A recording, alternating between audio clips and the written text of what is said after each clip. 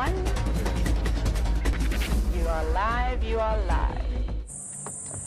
Good morning, no, good afternoon. Good afternoon, everybody. Good morning to you in the United States and possibly Hawaii and maybe the eastern fringes of Polynesia, if you happen to be watching from there.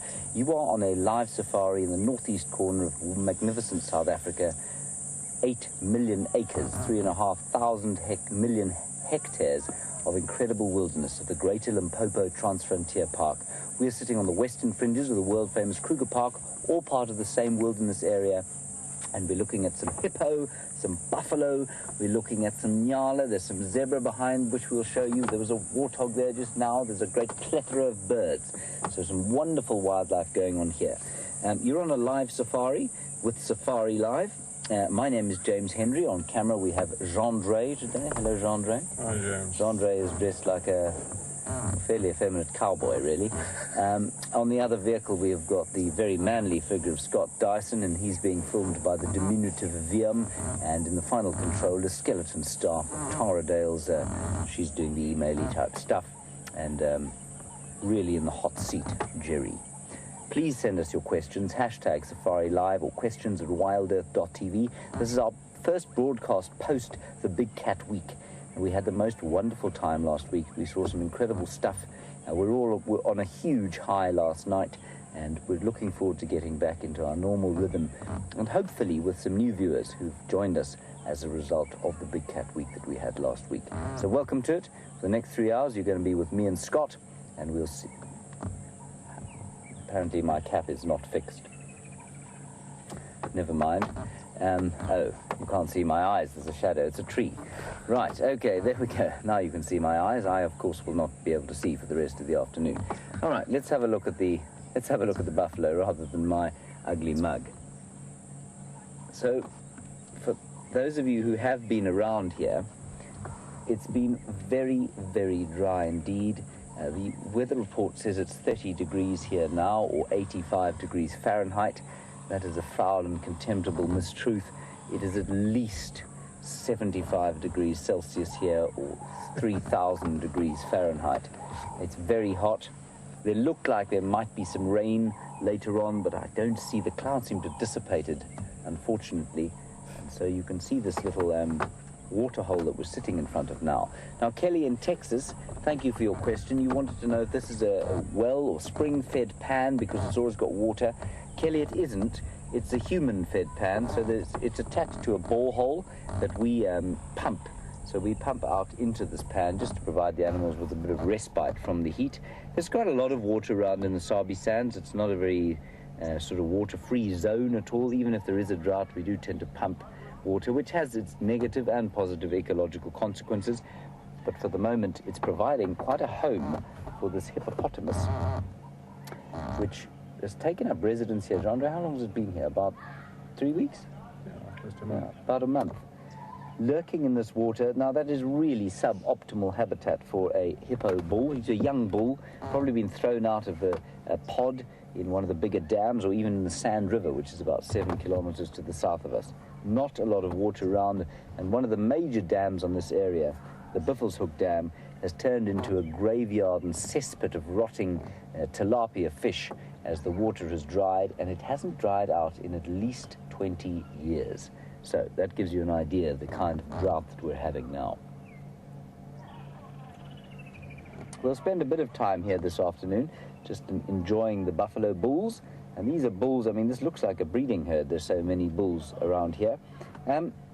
You'll be told normally that buffalo bulls tend to be the sort of outcasts from the herd. They're too old and too feeble to fight for mating opportunities. But that's not really the case, I don't believe. You know, we've sat here and watched these bulls for a long time. Some of them are in pretty good nick. And I think what's happening is that they just actually couldn't be bothered to keep going with the herd all the time. So if a herd comes through here, you'll find they'll join up with the herd for a little while, and then they'll move along and stay here. You know, when the herd moves along, they'll form a bachelor group where they can sit and drink water and shoot the breeze and eat grass without having to fight with each other for mating opportunities. The gentle sound, of course, of children in the background is from Vuyatela Camp, which is one of Djuma's safari camps, a wonderful place. And You can come and visit it someday if you'd like.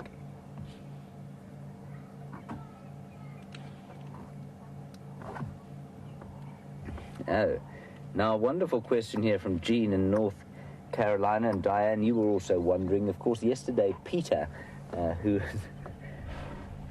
on cue, blowing some water out of his nose. Peter, so named because he's living in a pan. Peter Pan, get it? Peter was making a huge noise yesterday evening, and Jean and Diane, we certainly heard it, and we came driving out here expecting him to be eaten by lions. But in fact, what he'd found was, and he seemed to be deeply offended by her, was a young hippo cow who had taken over his water, and he was making the most tremendous gargling noise. He was going, and we thought, well, he must be being attacked surely by the Birmingham boys and possibly the Skybed males, all 9 of them at the same time. But in actual fact, he was attempting to serenade a young female or chase her out of his pan. We couldn't really tell which he was doing. Anyway, she eventually disappeared. Having lain down in his pan for a little while, she decided that Peter was not perhaps the best suitor she could hope for, and has pressed on to better pastures. So Peter remains alone here in his pan with a single oxpecker. Now that oxpecker is actually eating a lot of his flesh out of a wound that there is. And that's pretty normal for an oxpecker. They will keep wounds open, and they'd eat ticks normally, but they eat ticks because they like the blood that the ticks they have sucked out of the animals. And so that's going on there. And there's also Terrapin who's doing the same thing, a Terrapin being a sort of freshwater tortoise. But I don't think he's around now. Peter got upset with the buffalo and chased them off, and the Terrapin fell off his back. Right, that's enough waffling from me. Let's go and see Scott Dyson, see what he's up to. He'll give you his plan for the afternoon, and we'll catch up with you shortly. Good afternoon, and welcome to the wildebeest migration. Not quite, and I know one of our lucky Safari Bingo viewers is going to be heading off to Tanzania, where there is a massive migration of wildebeest. Here in the Sabi Sands, there is seasonal movements, though, and this herd could well have been the very same herd that frequented Djuma in the summer months of last year, and we were fortunate enough to actually film them giving birth 5 times. And if you look at the bellies of most of these ladies, you can see they're about to pop. And we're hoping that it won't take long until we hopefully get lucky enough to share the wildebeest giving birth again this year. My name is Scott. I'm teamed up with Wium on camera, and Nikki's also joining us to get some wind in her hair this afternoon. It's great to be out on safari again and back in the vehicle. I've been doing a lot of walking over the last few weeks, and really looking forward to heading across to Arathusa this afternoon in the hope that we may find the Anderson male leopard. It's a massively long shot that we are going for here. He's only been seen, I think, 3 times in total since the beginning of SafariLIVE, but that was been Nikki's request this afternoon that we head off in search of him. So that is what we'll do. But on the way there, we're going to show you these wildebeest and also whatever else pops up. Now, I did see an elephant bull cross the road a little while ago, so I'm hoping we're going to be able to find him. He was quite a big bull, and there's also more wildebeest in this area. Now, one thing I should have mentioned that can be a little bit confusing is that female wildebeest also have horns. A lot of the animals in this area, only the males will have horns, but wildebeest, both male and female, have them. So that's another female we can see there.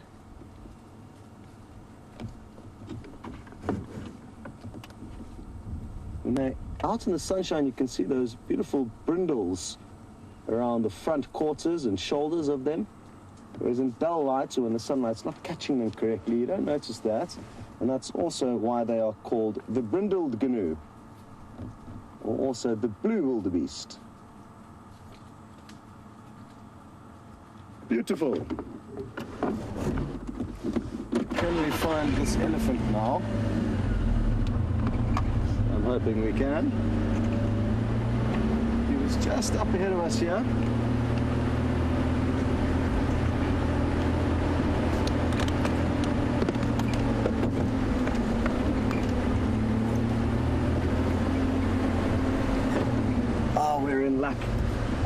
think I've seen him just up ahead here. Yeah, he's there. And we're going to be able to creep in front of him and be able to get a great view of him as he walks past us.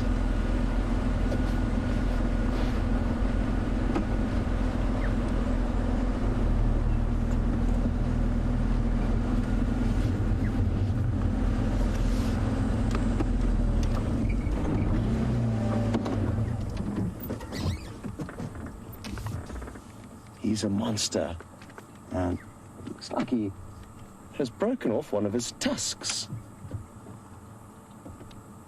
As Wium zooms in, you'll notice that his right hand upper jaw is lacking the tusk, whereas his left hand one has got a decent sized tusk. He's not very big though in terms of tusks, but his body is massive.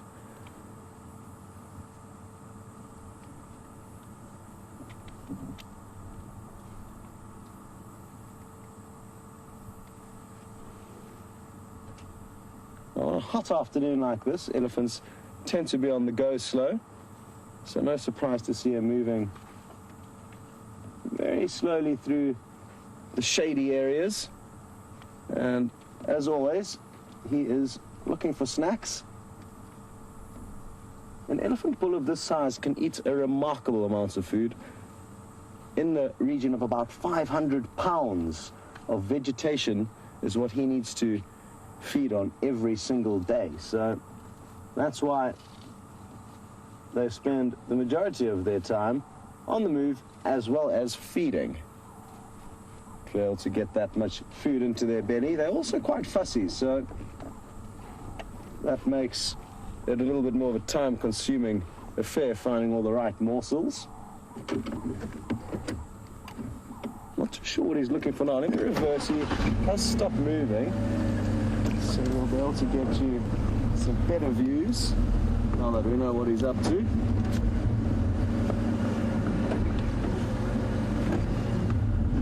Sorry, Wium. Just apologizing to Wium because every time we stop the vehicle, unless it's perfectly leveled off, the cameramen have to perform quite a tricky procedure of leveling the camera off, which is what he's doing now.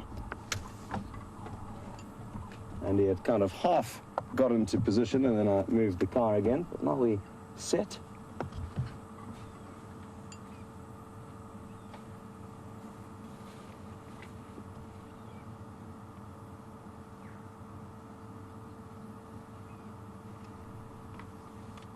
Now, I'm not sure if any of you have noticed this bull from the last few drives, and if you have, let us know.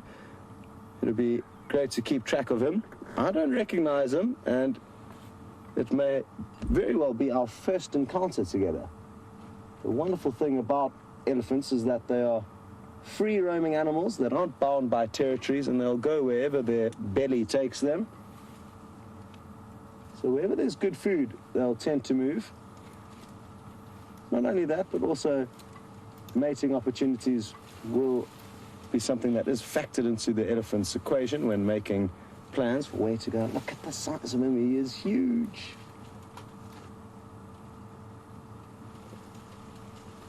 And it's not very often we get to fill the frame with elephant. Look at this.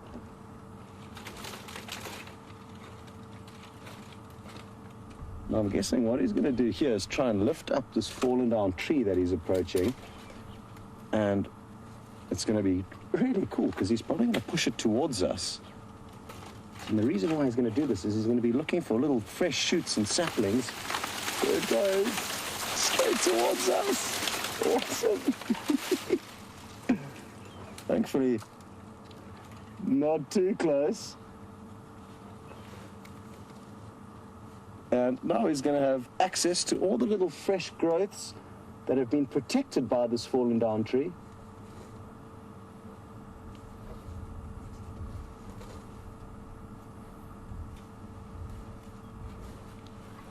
And isn't it remarkable that this tree has been pushed down by an elephant many years ago, and, well, maybe not many years ago, but regardless of when it was, the elephants were the ones that broke down this tree.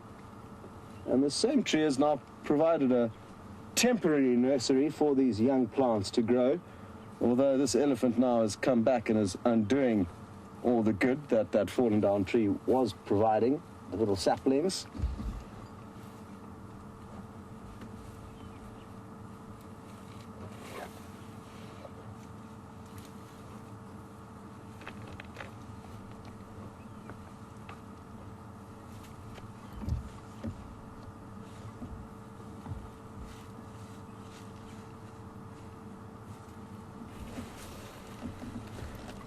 Hello to Janet in Wisconsin, and thanks for getting back to me on an elephant bull that you saw. I think it might have been with Hayden, another one with a broken tusk. But Hayden told me, I think it was Hayden, that the wound was kind of seeping. It didn't look very good, whereas this broken tusk doesn't have any similar symptoms. So I'm not too sure if it is the same bull, but it could be, Janet. It could well be. But I do remember HT saying that that other elephant did have noticeable seeping from where the tusk should be protruding out of the gums.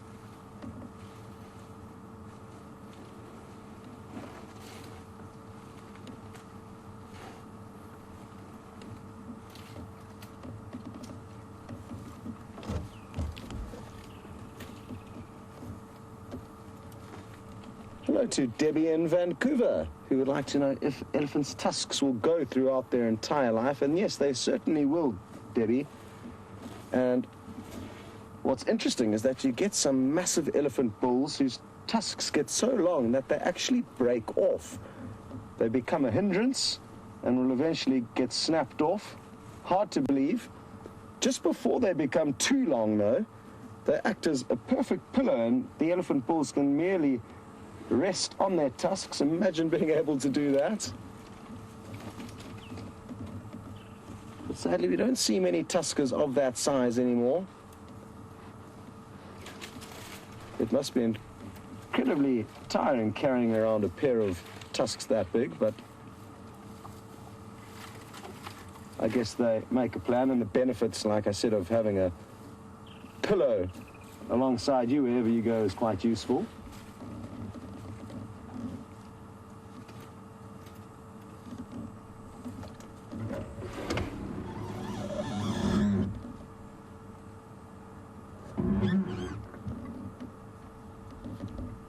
Look at how cool this is.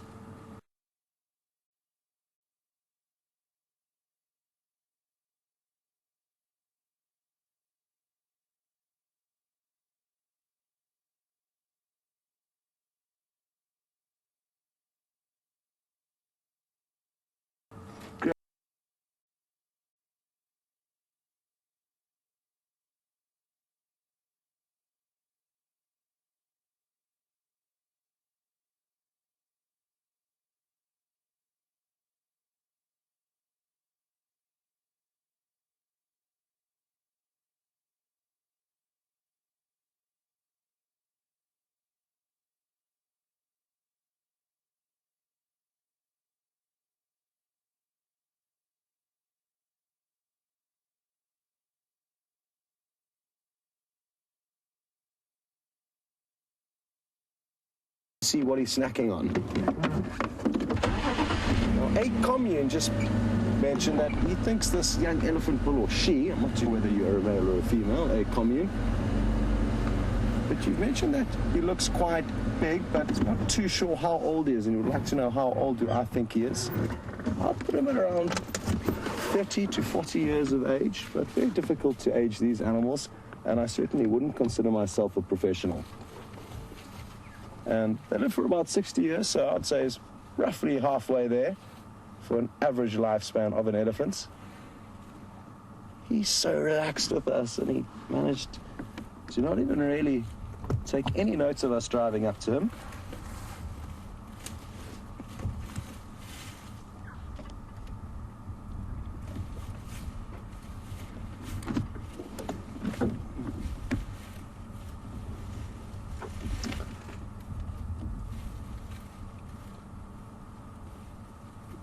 We've just got a great question through from Nicole in North Carolina, and we haven't touched on that yet.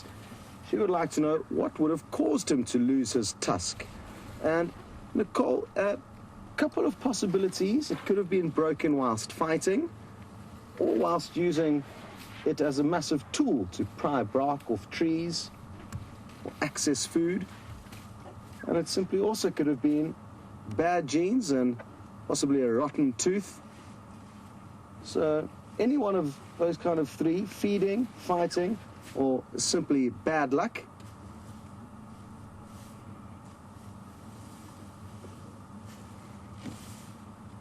Well, this is a great view that we don't get very often. A very tight shot of the top of an elephant's tail, and look at how deep those wrinkles are. Crazy. I'm sure if a lot of you came to us now and just joined the show, you wouldn't have a clue of what exactly we were looking at. Quite bizarre how long the hairs on the end of its tail are. This is awesome. Very thick bristles, almost like the bristles off a broom brush.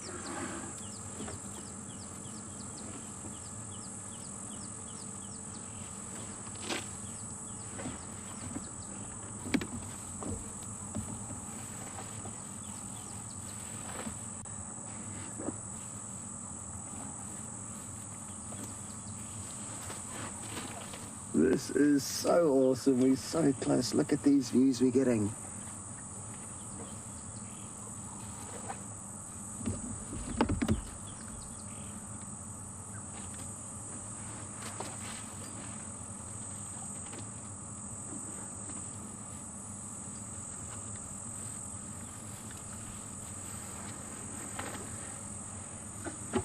Hello, boy. Look at how close you are.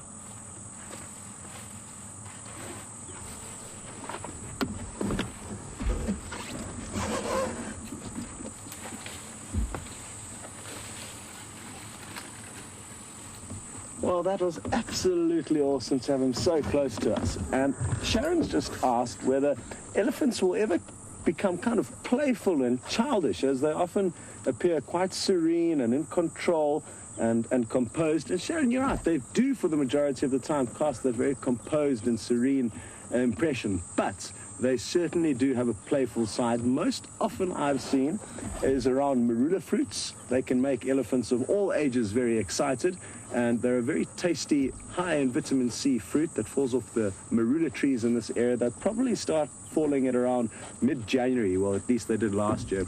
And elephants literally run from tree to tree in order to get to those tasty treats. Mud wallows and waterholes are other places where you will see elephants very, very excited and happy to splash around and roll in the mud and become quite childish. So there are moments where they do get playful, even the old big bulls. Otherwise, we just have to rely on the youngsters. Good stuff. Well, we're going to try and stay with this bull, but we are going to send you across to James for an update on another large grey animal. Well, everybody, from one elephant bull to a little reptile called a marsh terrapin.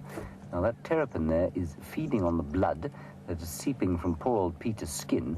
It's actually trying to get up on top there. Isn't that amazing? Now, terrapin, for those of you who don't know, is like a freshwater turtle. And one of the major defining differences between them and tortoises, which of course are land-dwelling, what we call chelonids, or animals with shells, is the fact that that head is withdrawn sideways, so it doesn't go back into the shell, it goes sideways into the shell. And a very flat shell, you can see that. And not very good claws, obviously. So they will, just like the oxpeckers, be trying to feed on the blood that is coming out of that hippo bull. There he goes again. He's a tireless fellow, this.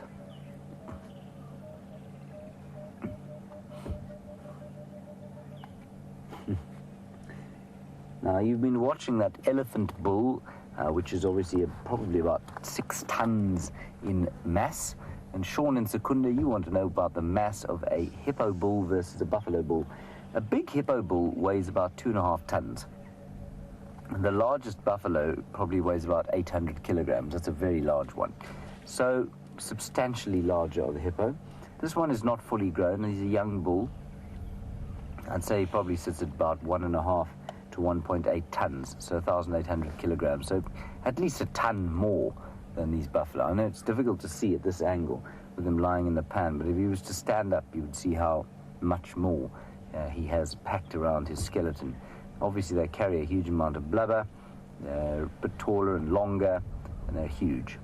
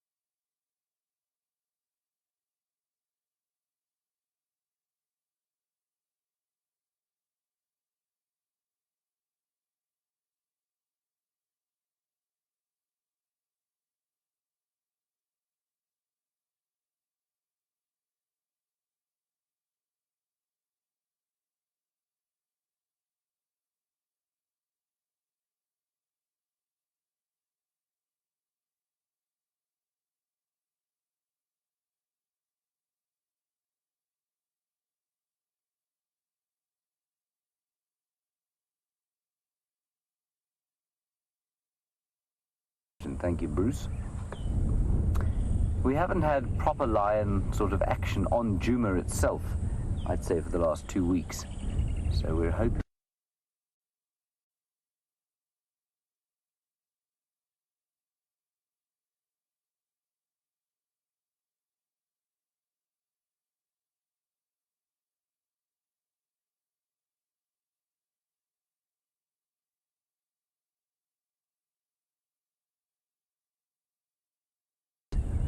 Unfortunately, there we go. Well done, Jeandre. We don't have the super zoom like we do on the walk, but you'll get a good idea of the beautiful yellow and black coloring on the head there. Those black wattles. The wattles are the kind of, if you know what a turkey looks like, the wattles are the sort of things that hang down below the chin, those flaps of skin. That's what a wattle is, and the wattle starlings have got black wattles. That's really nice to see. It's the first ones I've seen here at Djuma. And lots, I mean, if you were to sit here all day long, you'd find some very interesting things happening, simply because this is the last water that we have here. And the buffalo bulls are lying, chewing their cud, like a sort of group of old men, a gentleman's club in downtown Kensington. Without the cigars, of course, or brandy.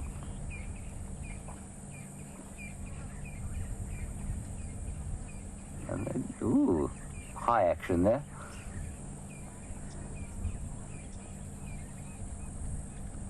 Look at that incredible wound there on the buffalo. And that's probably, I don't know, I would say that's probably an infection caused by ticks that has now been kept open by the oxpeckers. And Donna, you were asking about the scratches on the hippo. Quite possibly from fights with other hippo. Those scratches to me don't look particularly severe.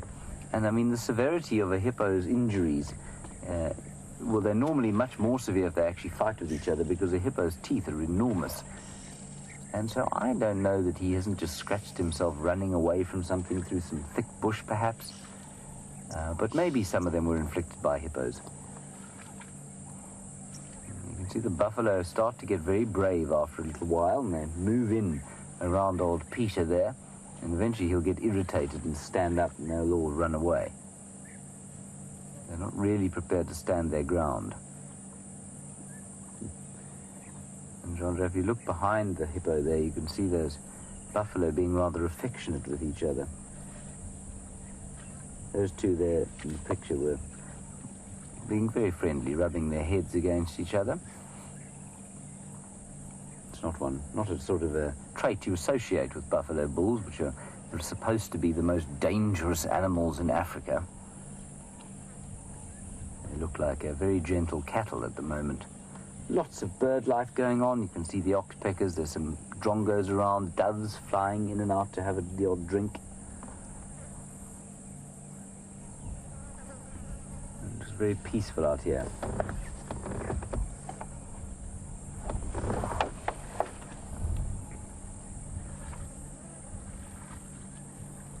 And we get often lots of inquiries about what we're prepared to do in the conservation actions that we take here, and would we interfere in the case of an injured animal. And Jim, you want to know, if this hippo was to die, what would we do about it? Jim, we wouldn't do anything. We would probably just leave it for the lions and the hyenas to come and eat and scavenge off. Lions would love to scavenge off a large carcass of a hippo or buffalo, especially male lions, and so we would just watch and see what happened. So, Jim, I'm afraid with an animal like a hippo, unless it's a really endangered animal, we wouldn't really do anything about it. If it was a wild dog or a cheetah, we'd try and get the vet in and help it to survive. But with an animal like a hippo, yeah, we'd probably just let nature take its course. Big Roman nose on that fellow. Drooping eyes, closing in the heat.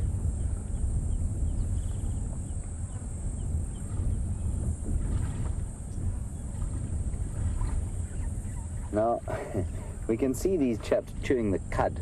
A few of them are lying down and chewing away, and for those of you who don't understand what I mean by that, they're ruminants, which means that they eat, they graze, and then eventually the first section of their stomach becomes full, and so they lie down, they regurgitate it into their mouths, re-chew it and swallow it into the second chamber of the stomach. It eventually passes through all four chambers of the stomach and out into the very fertile dung that they have deposited all over the place. And Judy, you want to know, do they chew the cud for longer when the food is of poorer quality? Judy, they probably do, you know. They probably do chew it a bit longer. It certainly won't help them with hunger, but it'll help break down what little nutrients there are in the dry grass by chewing it a bit longer. The real limiter, though, for a buffalo is water. They've got enormously efficient digestive systems, and so as long as they've got enough water to drink, and even if there's very, very dry food, they will be able to survive. You can see now they're all crowding around old Peter there. He's lying on his side. He seems relatively comfortable with them now.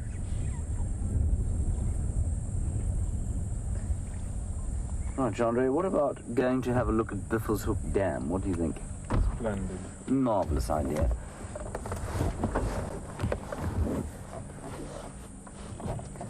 You can see there.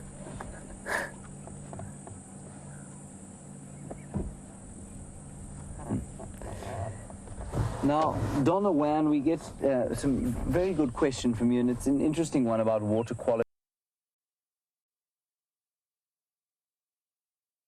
and what we do about the water and that sort of thing. You want to know if we would pump the sludge out, because you can see perhaps that little spring that's, well, it's not a spring, it's a pump that's pumping clean water into this pan. Donna, we don't do anything about the sludge. The hippo will happily drink this kind of poor quality water.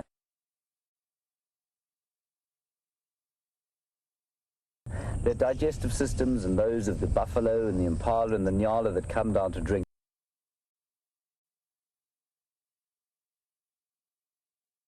are just a lot more efficient than ours and able to cope with fairly dirty water. And so we don't do anything about the sludge. It's perfectly normal for a pan or pond in this area to have sludgy water, and the animals tend to cope with it very easily. Right, let us head on from here. We'll probably come back here a little bit later as the heat continues to sort of surround us and threaten to boil our blood. Let's go to Biffle's Hook Dam and see what's there. It's just very interesting to notice the different kinds of, or the effects of the drought that's going on there. Right, oh, just quickly before we go, Jeandre, look at this fork-tailed drongo. Look at that, isn't that beautiful? Beautiful fork-tailed drongo, opening his mouth there. He's exhibiting what we call gular flutter, which is the same kind of thing as panting. Instead of using his tongue, he's got a pouch in his throat that uses it, it fills with moisture, and that's as the bird sort of runs air over that pouch, so it's able to cool down, just like panting. There he goes. Right, here we go. Now, Jimmerlin, you want to know if the hippo will ever run the buffalo out? Yes, just before we came live, he did actually. He chased about 6 or 7 of them out of the pan, and then they came back. You can see they're becoming more and more comfortable with him. And as long as they don't disturb him too much, he'll tolerate them. But there's no question as to who's in charge. They haven't, certainly I haven't seen it, they haven't teamed up to chase him at all. So when he moves and he gets up they'll normally run off. But more and more of them are coming down now, and they're going to settle down around him because they love to be in the water. It's like a sort of pool party, a permanent buffalo pool party.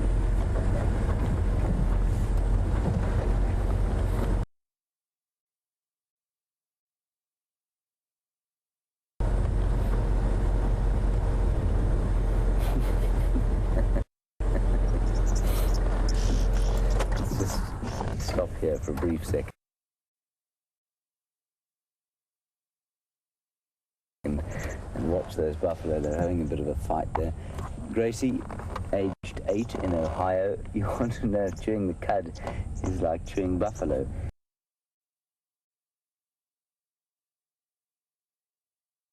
Not buffalo, gum, like chewing gum. Gracie, it's not like chewing gum at all, you know. It's basically it's not very nice, Gracie. What they do is they swallow their food, remember, and they actually throw it up into their mouths.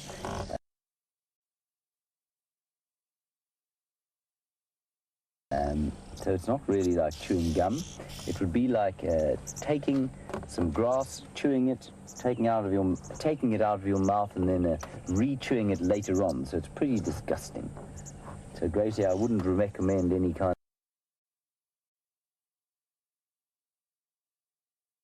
of cud chewing to you. Stick to bubble gum, it's much nicer. Yeah, those chaps are having a little bit of a box.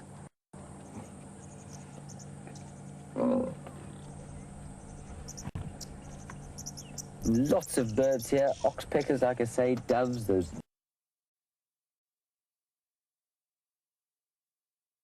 Egyptian geese, the fork-tailed drongo, and then there were some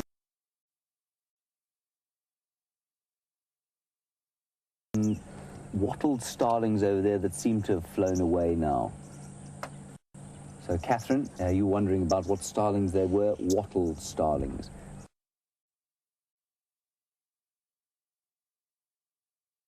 Beautiful birds. Right, on we go.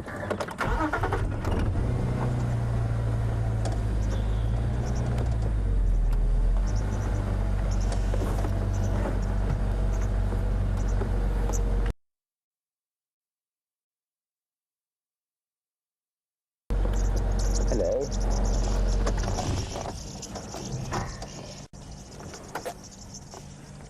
This buffalo is 3 feet from us.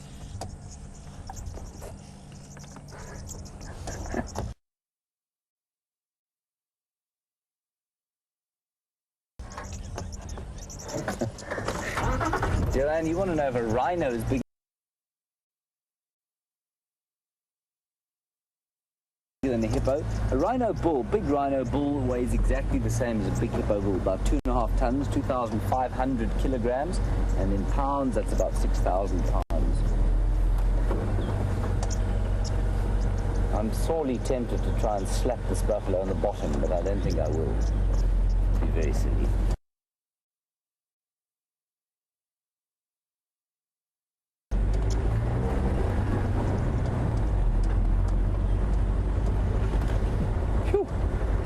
Jeandre, that weather report is a dreadful lie, is it not? Quite so. Yes.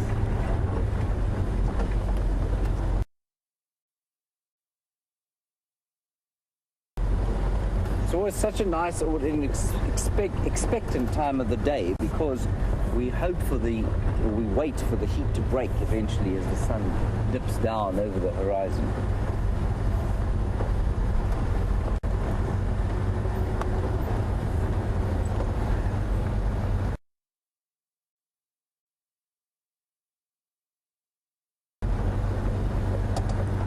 Now, you were watching that elephant with Scott, and of course, just like the buffalo, one of the major limiting factors for an elephant is water.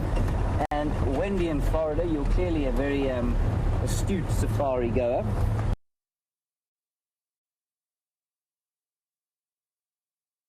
And you want to know if elephants dig for water, and would they dig for it here?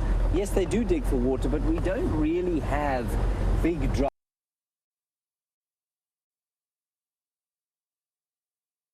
riverbeds like so many of the places in the lowveld. This kind of drainage line here that runs away from the dam has a few patches of that sort of sand where there may be a little bit of water underneath flowing, but it's unlikely. I haven't seen it here. Certainly where I used to work on the Timbavati River up in sort of 50 kilometers north of here, there's a huge river there with never flows, but very dry, wide sand, and the elephants could often dig there and get fresh water. They'll do the same in the Manyaleti River, which is in the Sabi Sands, but not so much in these little tributaries here.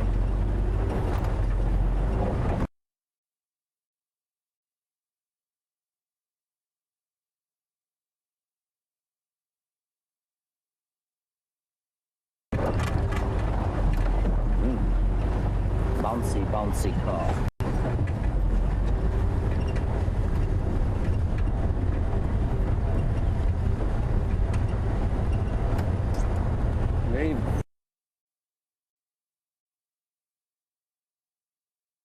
Very astute questions coming through this afternoon.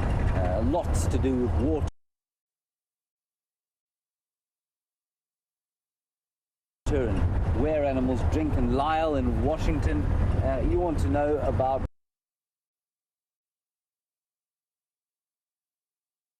where the monkeys drink. They drink the same places everywhere else, Lyle, and you say you never see them at the water holes. We actually don't see a huge number of monkeys here. In the same way that we hardly ever see baboons. So they will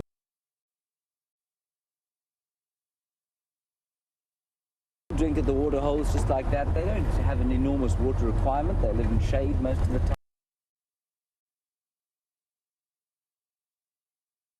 time, but they will come down to the water holes, and even if the water's not great, they're able to drink it. And remember, after we have quite a lot of rain, what happens is that there are little temporary pans and ponds off the road in the blocks that we don't necessarily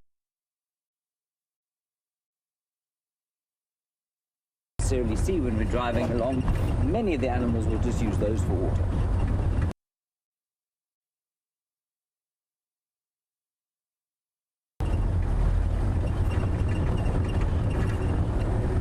Heading into some slightly thicker bush now, which is nice. A bit of shade.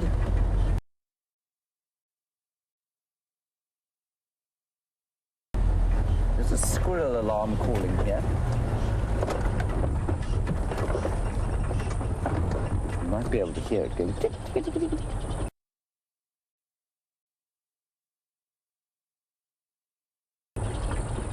So we'll just watch out for some kind of predator.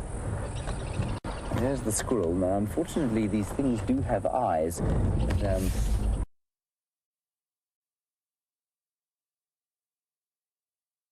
a bit like the Hubble Space Telescope, so there may be a leopard lying on the Kruger National Park boundary 4 kilometers away, but could be something just underneath here, so we'll drive very slowly. See if there isn't a leopard lurking in the shade here. We didn't drive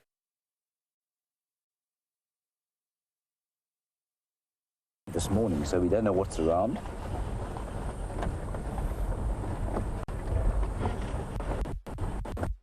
It could equally be a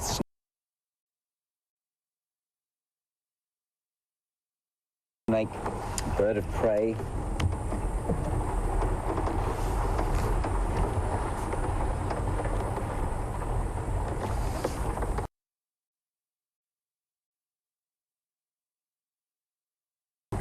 Ease our way down here, checking the road for traps.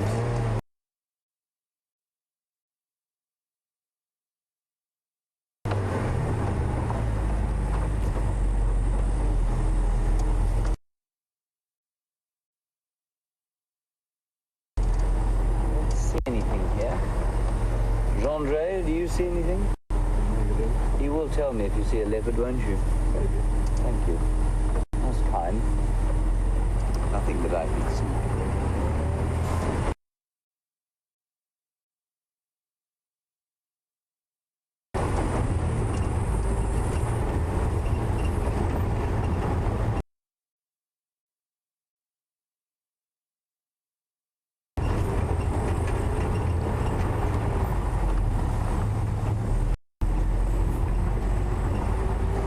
Now we've just come out of Big Cat Week.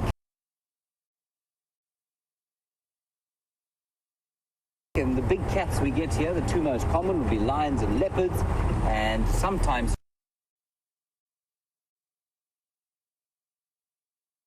cheetah. We're really lucky. And Matthew in Florida, you want to know, do we get a lot of lions around here? Matthew, we do, but what you must remember is that we drive on about 1,500 hectares of land.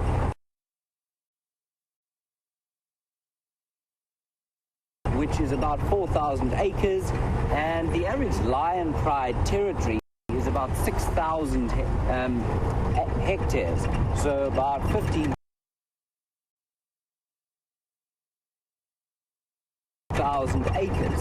And so, you know, there's a very high lion concentration in this particular area, but there may or may not be on our little section here.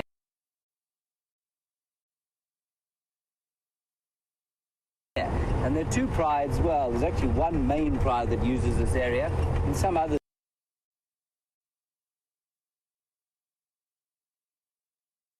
that come on briefly from time to time. But, you know, because the size of the land is what it is, they're just not always around.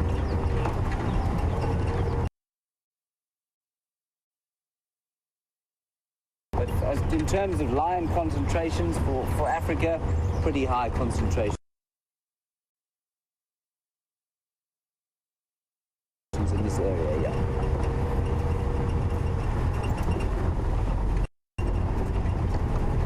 I think also when it cools down, as part of our plan this afternoon,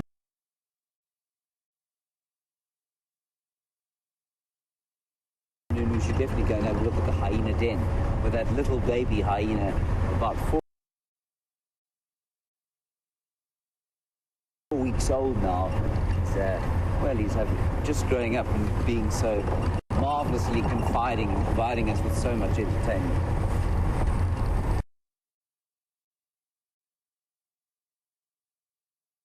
You can see a few clouds in the sky. Certainly nothing that's threatening too much in the way of precipitation.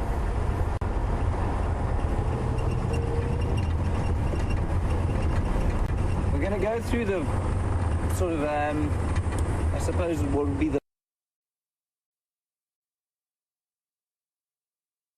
largest drainage line or dry riverbed that we have on the reserve now. It's called the Mlilwati.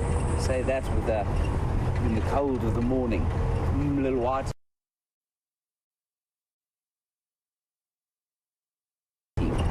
And this would be the kind of drainage line where elephants might, if they were very desperate, try and dig for water. Even this one, I don't think.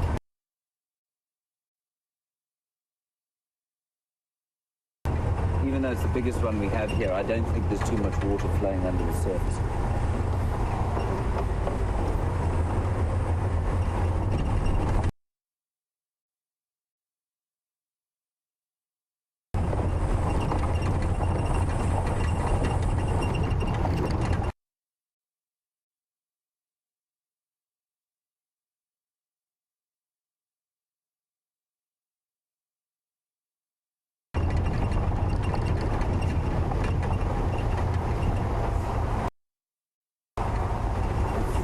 Now, Nicole, you say that you really like to see hyena babies. We'll go down there as soon as it gets a bit cooler, probably at about 5:30, and we'll go and have a look and see the little ones out there.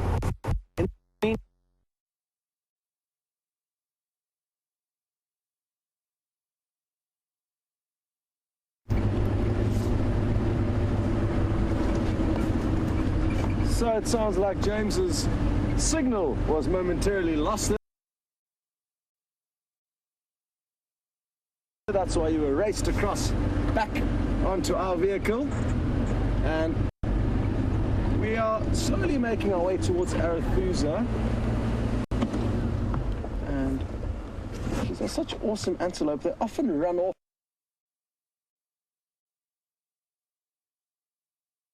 though, just like now. Oh, but there it stopped in a perfect little gap, and thanks to Wium's very nifty camera work, which is continuing to be showed off to you, you got to see some great glimpses of that little steenbuck. So well done, Wium, with the great camera work. And that was a male, fully grown, probably only about knee high, but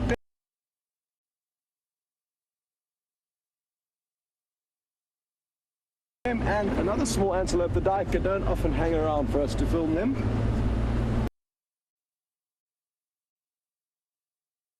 As I was saying, we are on our way across to Arethusa, and we are hoping to get very lucky and bump into the Anderson male. And in order for us to do that, we're going to have to work the far southwest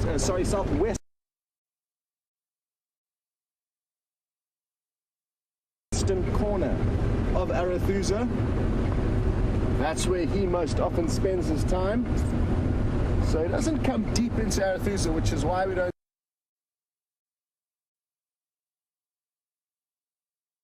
see him very often, but that could change over time. And he has, in the very recent history, within the last year that I've actually been here,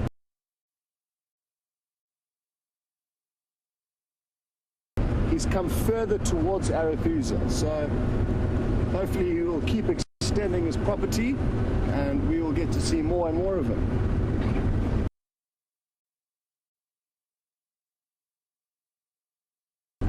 For now though, we see mainly Tingana, another big male, who's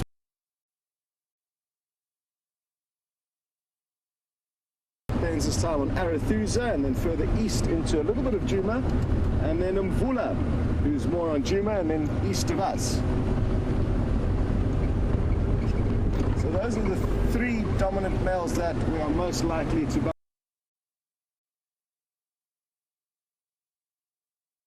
bump into. There is also one that sometimes moves to the north of us and around Buffalo's Hook, but I've never seen him, and he's quite nervous, I'm told. They call him Djuma, which means to run away, or to run, not to run away, strictly speaking, but that's what his name is, because he is nervous and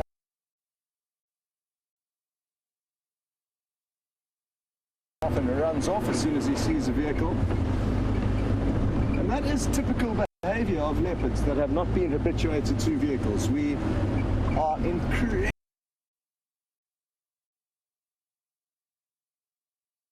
fortunate here in the Sabi Sands that the leopards are accustomed to the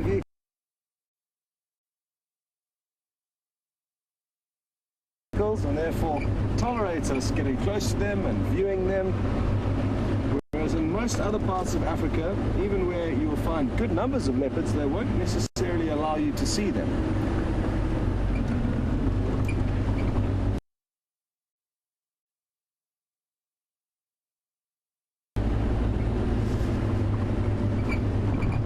Now I've been chatting about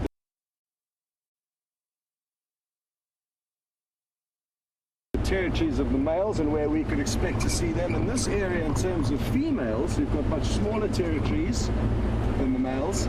We could bump into either Karula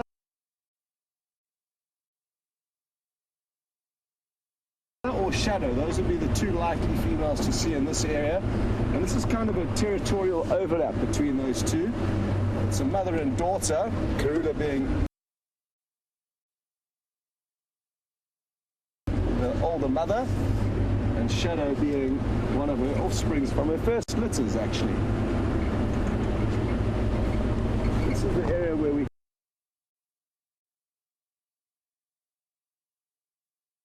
could bump into them.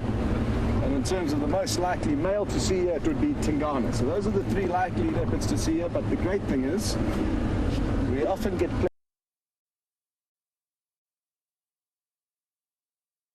pleasantly surprised by leopards moving out of their territories or new leopards popping onto the scene.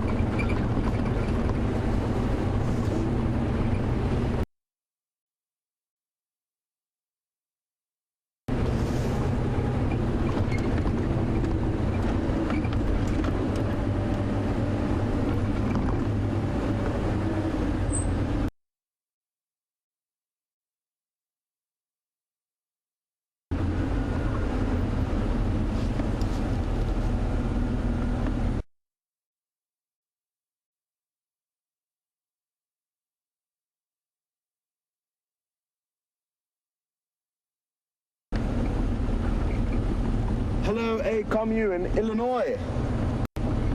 And please let us know your first name, or if I'm pronouncing a commune correctly. And you'd like to know which females move through the Anderson male leopard's territory. And well, because we don't really get to see much of him or move through much of his territory, I'm not too sure how many females he does encounter, but probably around 3 or 4 or 5. That would usually be the average kind of amounts of females that would fit into one big male leopard's territory here in the Sabi Sands.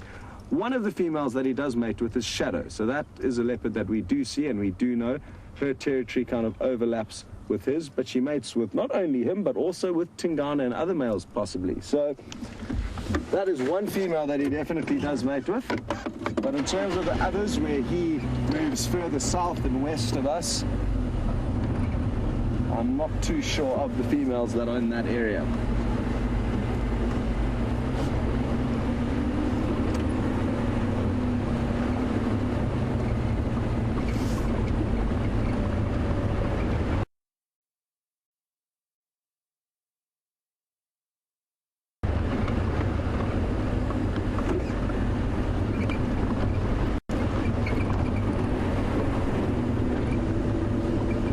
Bob, thank you very much for sending your message through on Twitter. And if any of you would also like to chat with us, it's hashtag SafariLIVE. Very easy, and please let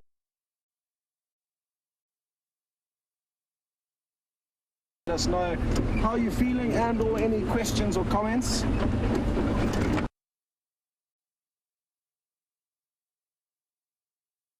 Bob has mentioned that Arethusa is cheetah country, and I'm loving your optimism, Bob. It would be spectacular to see a cheetah this afternoon, and the big open areas around the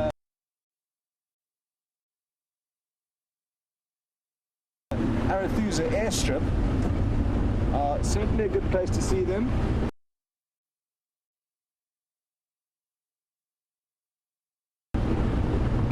Sadly though, the newer viewers on the show must know that we don't get to see cheetah very often, so it would be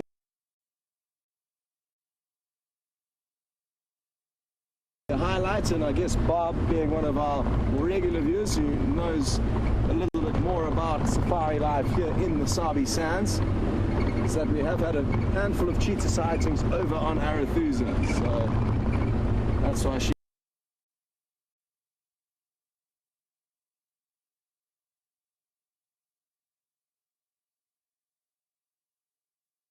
mentioned there's a good chance we'll see them there. And I hope you're right, Bob. I hope you are right.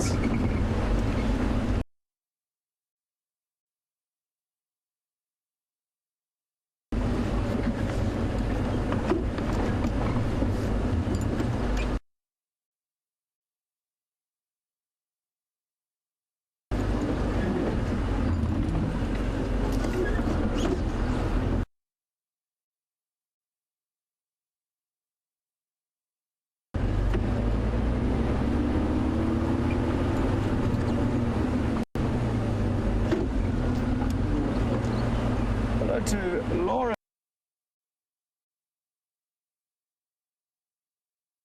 Djuma, who's asking whether another female leopardess that we see very occasionally could also possibly be pregnant now, and that leopardess is called Quatile, and I'm not too sure what her status is. We only see her very infrequently, so haven't heard any updates from the surrounding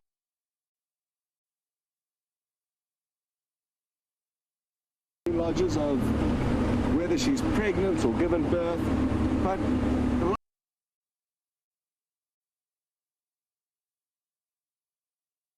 last time we saw her, she was mating heavily with Tingana, and that was probably maybe 2 months ago, maybe a little bit more. So if that mating session was actually successful, well then there is a strong chance that she is heavily pregnant and will be giving birth in the next couple of weeks. But sadly we probably won't be able to cash in on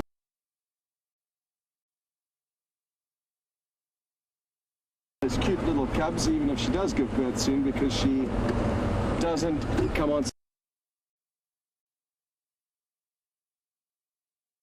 our territory unless she's basically looking for a male to mate with. Those have been the only times I've seen her.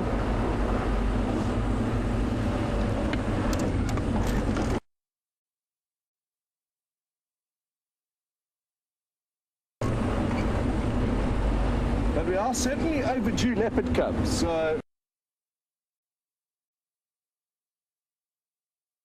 I'm looking for Mother Nature to provide us with our long overdue surprise of some cute little cubs. In the whole year that we've been here, we haven't had any little cubs to film, so I'm looking forward to fixing that.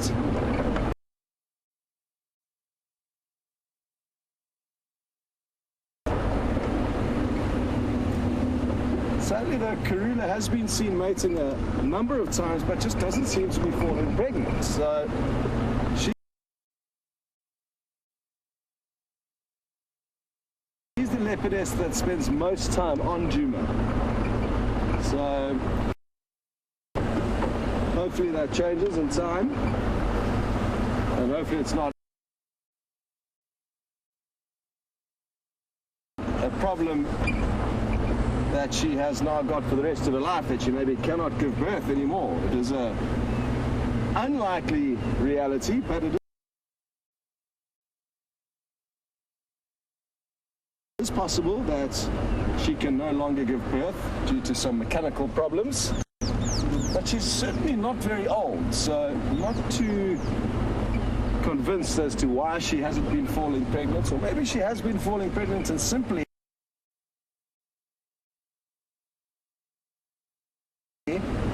giving birth in areas where we haven't been able to find her cubs or her den, or not see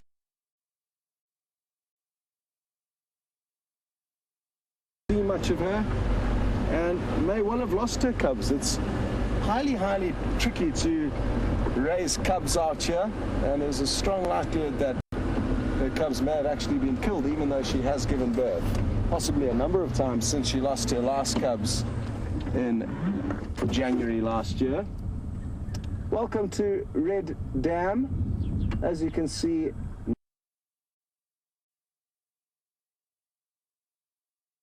no water, bone dry. And it did fill up temporarily after some rain that we got a couple of weeks back, after having already dried up once. But this is not a good sign. This should be filled with water now, and it's because of a drought that we're experiencing that we have got very dry conditions here in the Sabi Sands. good for the predators, not good for the herbivores. There's enough water around for the predators to make do with moving from waterhole to waterhole, but a lot of the herbivores are going to suffer not only for drinking water, but mainly because of their food not having any water to grow. So the plants are going to die off, the herbivores are going to become weak, and the predators are going to start doing really well. So good news for the predators. And I kind of guess it's a natural cycle. Every few years it's good to have a drought to get numbers in balance.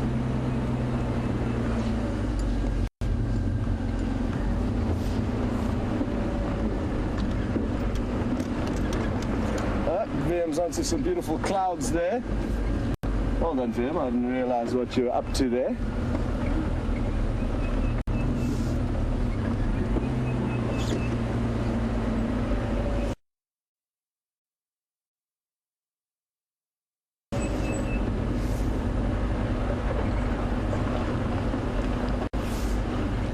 Now, there were some clouds that were building up a little bit earlier, but they moved over this bank that's approaching now. That Wium showed you a little bit earlier, doesn't look like it's holding any seriously bad weather. But who knows, maybe we'll get a sprinkling of much needed rain a little bit later on. There was a beautiful cloud that looked like an anvil.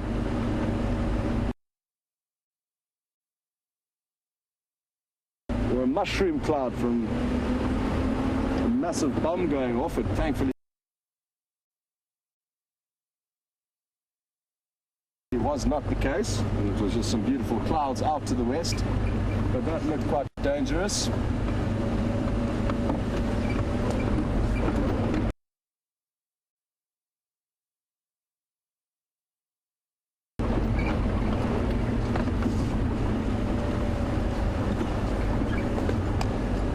Now, what I'm going to do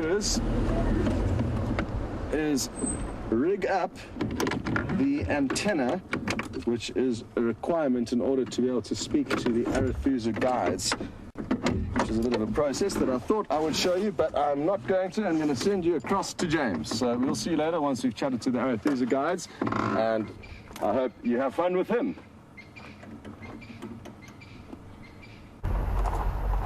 There we have a little spider, everybody. We are not quite at Buffelshoek Dam yet. That is a jumping spider. I'm not going to try and make him jump because he'll probably bite me on my finger. Now, what I want you to try and notice is his little eyes. You can see he's staring me down. He looks like a little alien. He's got 4 eyes. He's got 2 in front there and 2 to the sides. And those front ones, apparently, they're one of the most adept seeing invertebrates, so they see really well. And what they do is they don't, there you are, you have a bit of a jump now, fellow. They don't build webs. They can make silk, which they wrap their prey up in, but they jump onto things that they might want to kill. You can see he's very good at looking, and he's got some quite vicious little pedipalps in front there that will give you a nasty nip, not venomous at all. Isn't he lovely?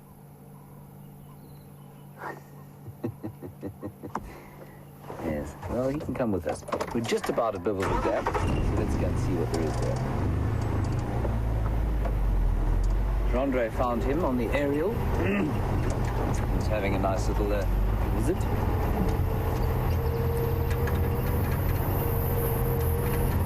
He's very sweet. I don't want him on my nose, though.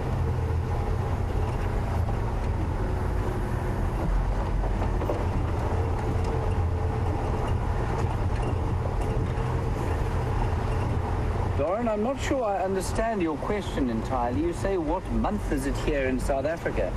Doran, you'll find that it's December most of the way around the world. You say you were here in October, and it wasn't nearly as dry. Oh, I see, Doran, you don't know that we're live. We're live. We're at the same time you are, basically. Well, a couple of hours of difference. Let's just get past these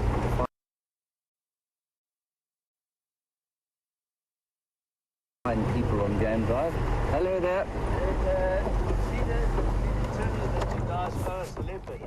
He didn't tell us that, no, but thank you for relaying that. Yeah, we'll do our best. Enjoy your drive. So, Doran, sorry,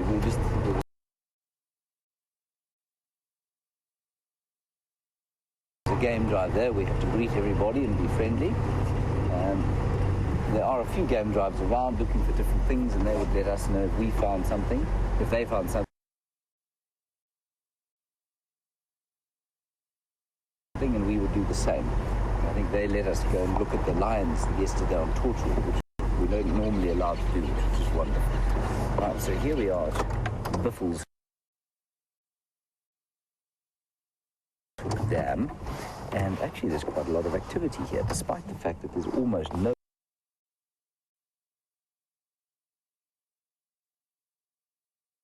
water at all. You can see that there's buffalo,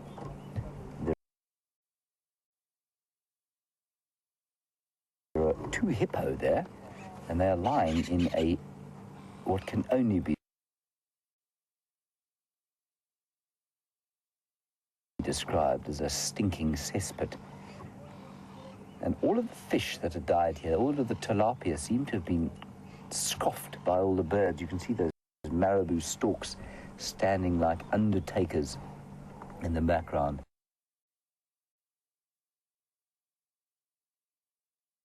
They would have feasted on the tilapia. So, Doran, back to your question. You say you were here in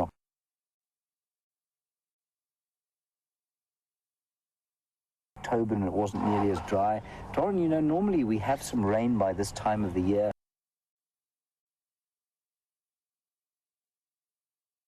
We would have had probably about 100 millimeters, which in inches is about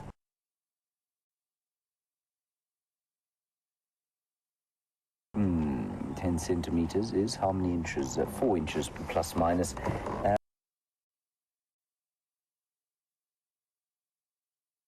And we haven't had it that much yet, and so these waterholes are all drying out, Doran. So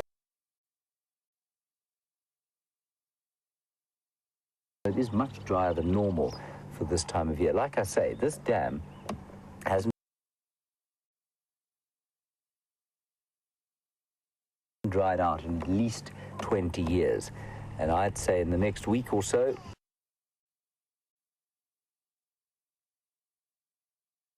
there's not going to be any water left here at all. And wonderful to see this buffalo to the right, Jeandre, almost completely immersed in mud.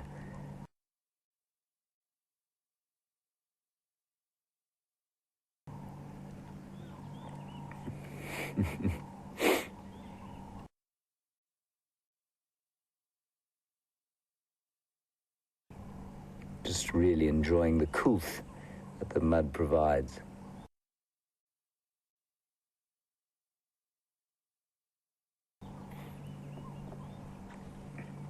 So that other game drive was saying that we owe them a leopard because of the lion that they allowed us to go and watch yesterday for the finale of Big Cat Week. We're hugely appreciative of that. That's on a property to the east of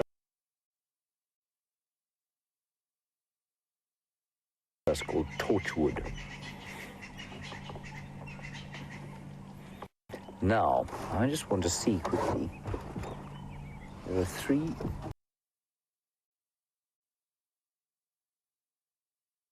Egyptian, or 2 Egyptian geese here. No, they had 7 chicks earlier, and then they were down to 6, and then they were down to 4.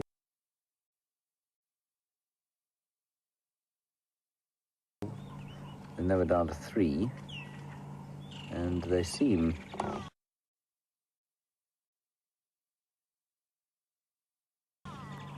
to be down to, no, they got 3 there.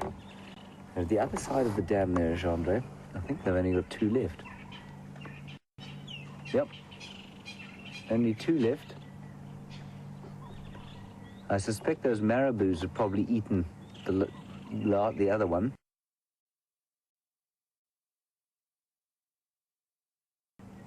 I was certainly looking very sort of hungry when the little goslings went past. So these chaps are not great parents. They've only got those two. The ones at Arethusa Dam have managed to raise all 7 of their little clutch. These chaps are not so successful. And the smell of rotting fish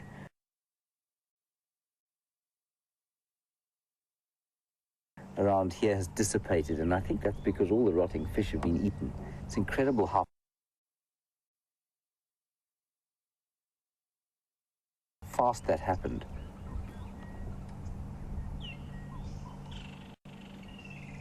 What other birds have we got here? We've got some saddle-billed storks. We've got a woolly-necked stork coming in there. Jeandre spotted. He's woolly-necked because he's got a very sort of, his neck looks like it's covered in cotton wool. There we go, you can see that now.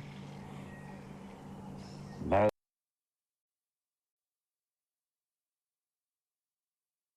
storks. You can see the Egyptian geese there in the background. There's a saddle-billed stork, like I say, in the water. Although water is a very complimentary word for the moisture that's here. It's green, evil-smelling slime at the moment. And the only reason those hippos are in there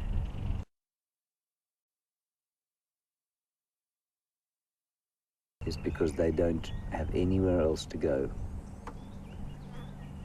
Hippos are highly territorial, and so the big bulls in the more optimal habitats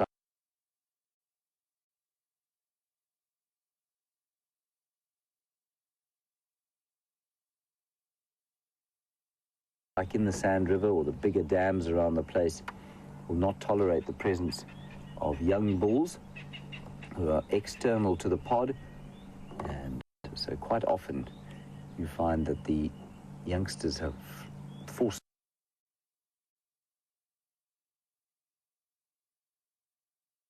to find this kind of and live in the suboptimal sludge. It's quite a nice term, don't you think, Jeandre? Suboptimal sludge? No, not so much. Okay, well, fair enough.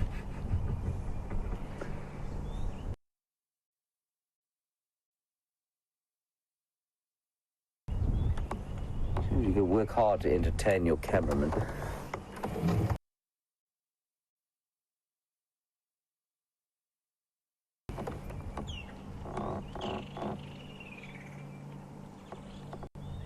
Look at that.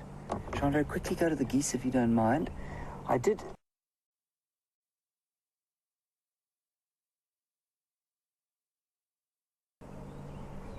D. Wilson, you wanted to know about the Egyptian geese, which I mentioned, and I said that they only had 2, and actually they've got 4 still. I thought they only had 3.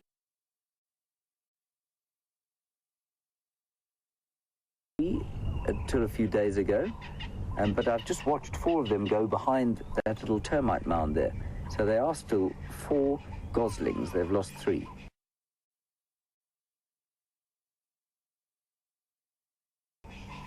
Good, well that's nice to see.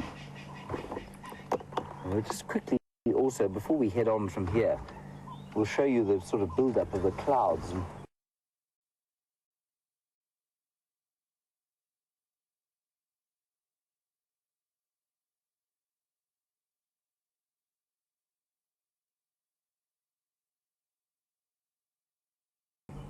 Jeandre tells me that there may be some sort of formation called a mammatus cloud, right, Jeandre? Yes. Going on there, which is quite spectacular formation of clouds happening at the moment. Beautiful. He's got a very reliable finger. He hurt it once, and it now throbs every time it's going to rain. He says, question, we're going to get some rain today.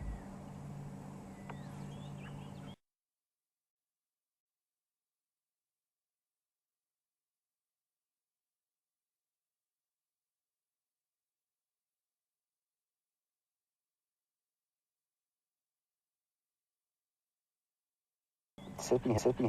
Advisors from Michael is how old do they live? Thank you, Michael, for your question. Michael, probably up to 20 years if they're in captivity. I'd say here, not beyond 15. And I'd say 13, you're probably doing pretty well as a buffalo. Remember, nothing really out here dies of old age. If something becomes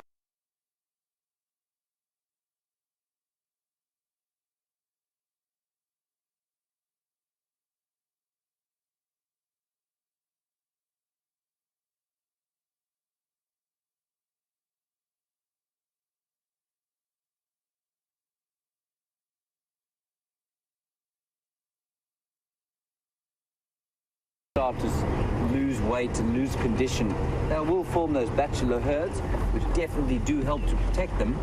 But I would say after that, they will start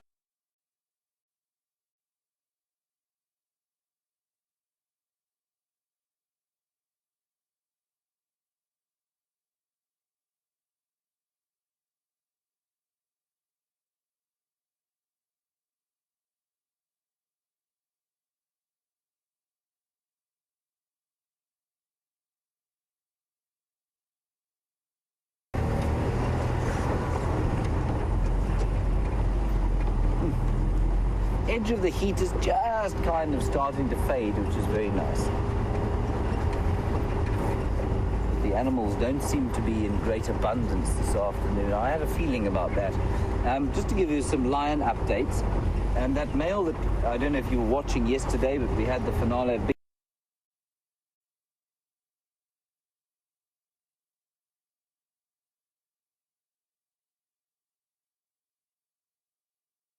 Cat Week.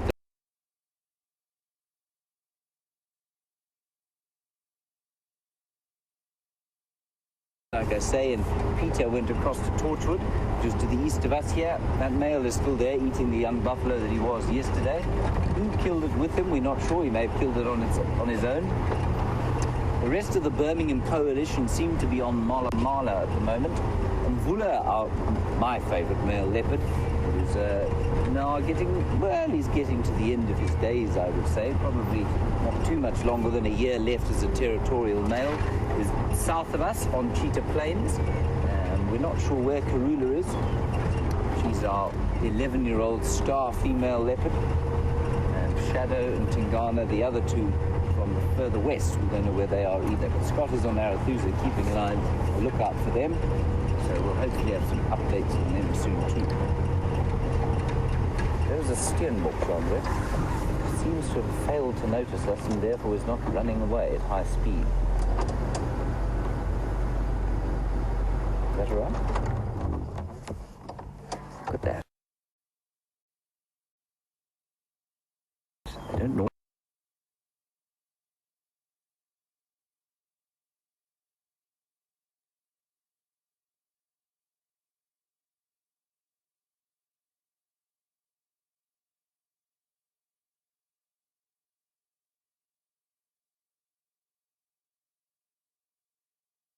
That's their sort of strategy of avoiding predators.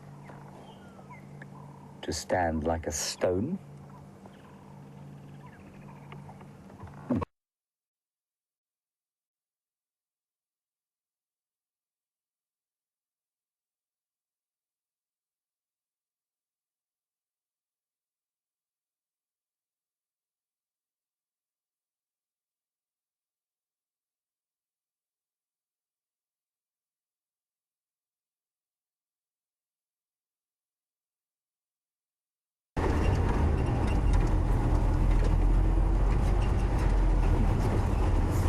Hello, Frankie. You're just 7 years old. Oh, very good to have you with us. Thank you for your question. You want to know about the mud on the animals, and doesn't it not get hot and sticky on their fur? Frankie, it does wood on the cats, but those buffalo have got so little hair that it doesn't really seem to get too hot on them, and it doesn't stick to them too much. They go off, after they've been lying in the mud, they'll go off and they'll rub it on a tree.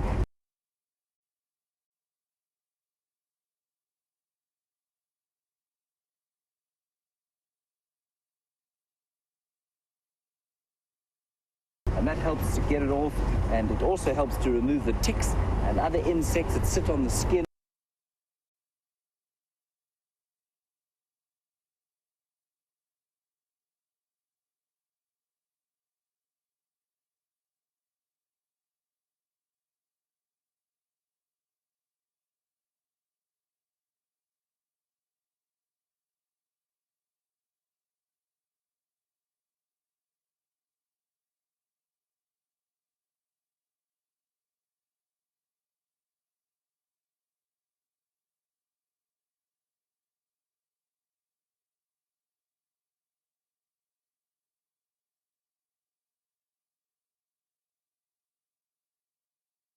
and smaller animals.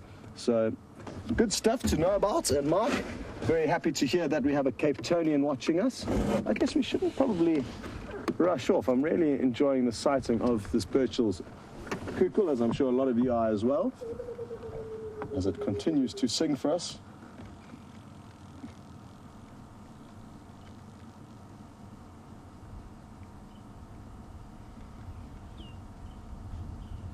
Now, a more likely reason than this bird singing out to the rain gods is that it's looking for a mate, or letting other Burchell's cuckoos know that this is its territory.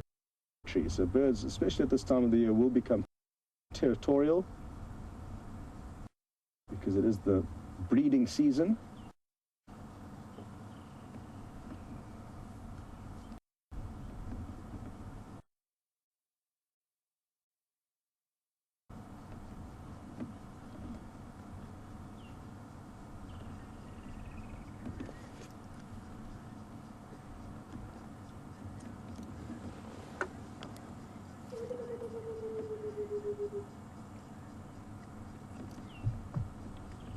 Now, Jimmerlin in Oklahoma is inquiring about another predatory bird called the secretary bird, and mentioning that she hasn't seen one for quite some time and wondering when is the best time of year to see them.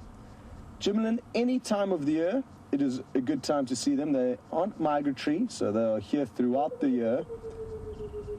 But simply the habitat that we are in is not really suitable for secretary birds. They prefer open grasslands, and not very far from here in the Kruger National Park, to the north and to the east of us, and in and around an area called Satara. There's big open basalt plains, and there you see secretary birds and Cory bustards very regularly. So we're just simply not in a very good spot to see them. But maybe when we head past the Arethusa airstrip a little bit later, well, if we do, that would be a good spot to see them. And I know there are fairly frequent sightings of secretary birds in and around that airstrip, just like the sightings of the cheetah that we're chatting about in and around those open areas. So again, habitat restricts the amount of secretary birds that we're likely to see here. Rainbird, Burchell's cuckoo, thank you for your wonderful performance. Good to hear your thoughts and what's going on out here.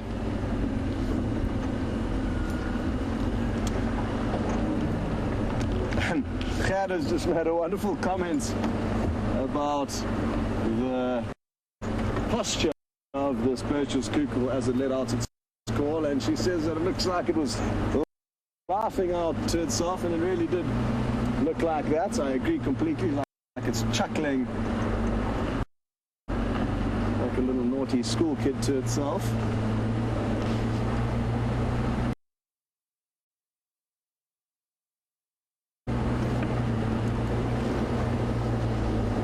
Come on, Shadow, where are you hiding?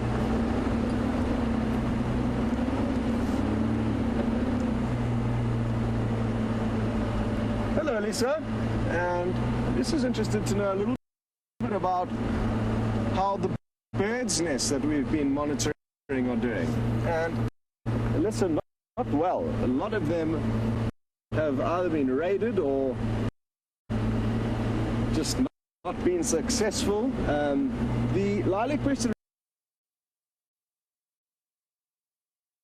I haven't checked for a while, so they were looking promising, and there's a chance that those chicks have already fledged. So I've been a bit naughty there with following up on them, but I'll be able to do that again tomorrow, definitely. A lot of the doves' nests, I think the eggs have been either consumed or blown out of the nest.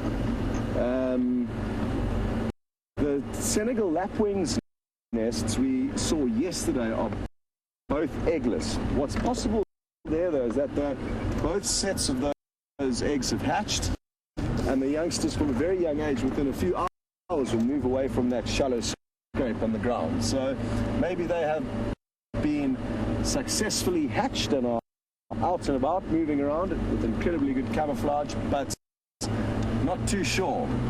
There's also a very nice fork-tailed drongo's nest, so that one might be a good one for us to monitor close to the Gallagher waterhole.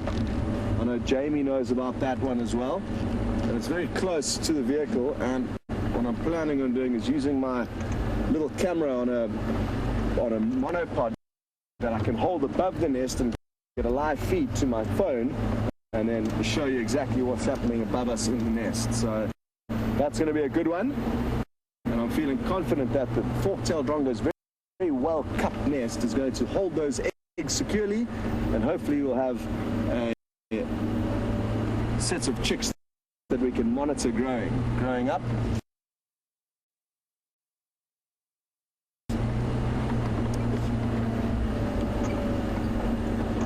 The bird box that I've built, some of you may know about, some of you may not. So I basically chopped a log off a dead tree and sawed it in half, made a cavity inside it, glued it back together, and drilled a round entrance hole to simulate a cavity, a nest cavity for many of the birds that nest out here in cavities and trees.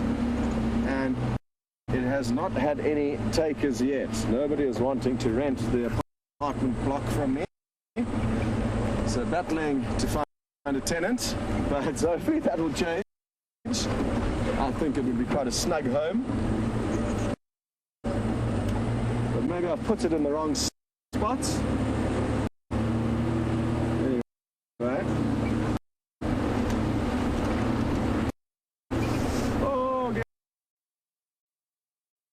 Guess what? I think we found another fork-tailed drongo nest. Yes, we have. Can you believe it?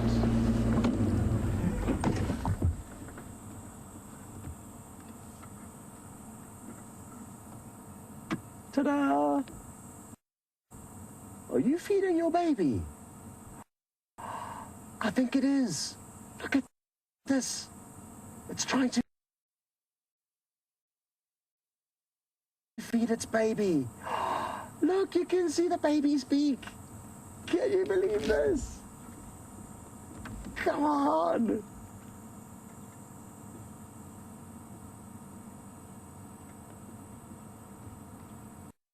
What a good parent you are. Delicately getting that tiny little caterpillar, it looked like, into the chick's mouth. Who would have thought? I mean, what are the odds? We were just talking about a fork-tailed drongo nest. Then we find one and see the adult feeding its baby. What a bonus. Thank you, Mother Nature, for making that one work out for us. I mean, it doesn't get much better than that, I don't think. Obviously, it would have been nice if we could see into the nest, but next time. Now, sadly, that tree's too high for me to get my monopod above it and look into that nest, but there is another one nearby on Djuma that we will be able to monitor, and we'd be able to see those little chicks holding their beak open, hoping for food. And the good news is that James has found another nest of sorts, I believe, and we're going to send you across to him for an update on that.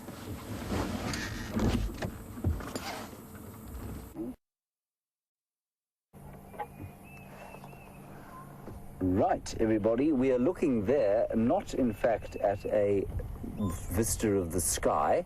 Yep, there we go, nice link to Scott. You can see a Wahlberg's eagle being bombed by a drongo. And you can hear it calling as well. Now that's a very nice example of a pale form Wahlberg's eagle, our smallest eagle here. And one of the most common, and that's the most beautiful version of it. Lovely pale color. We can't get any closer, I'm afraid, without it flying away. Just a beautiful bird there, sitting silhouette. Ooh, coming behind there. Jeandre, can you see the partner? I think that's its husband or wife. They've flown just below the tree line there, to the right-hand side. Never mind. So this one, it's interesting. We've got two couples that we watch quite carefully here. They're monogamous pairs. There we go. Well done. They come back to the same nests every year. And this one is one pale form and one dark one. Here comes the dark one. Let's see if it lands. Coming right up over the top of the tree. Look at that. These aren't two pale forms. Yeah, these are two pale form. It's quite interesting. certainly there's a nest further up the road here in Twin Dams Road that is 2 pale form Wahlbergs, and this seems to be the same. There's another nest around here with 1 pale form and 1 very chocolate brown one. This looks like a bit of a courtship display going on, and I wonder if we won't... It's probably a little bit late for them to be mating. I would imagine they already have been incubating. There's definitely some allo-preening going on there, where one is preening the other. And you might be able to hear the squirrels alarm calling to the left-hand side of your picture going...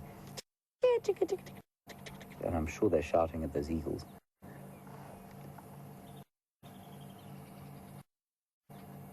Not a very vociferous alarm call. I'm not that worried about them.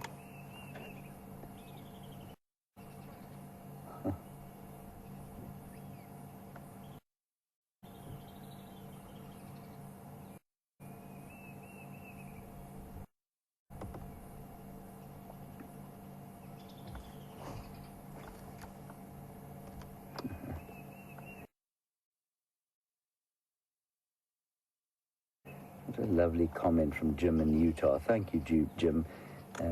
Your main thrust of your comment was that you're 68 years old and still learning. Well, Jim, I'm glad that we, at our, with our substantially less experience than you have of life, are still able to provide you with some information.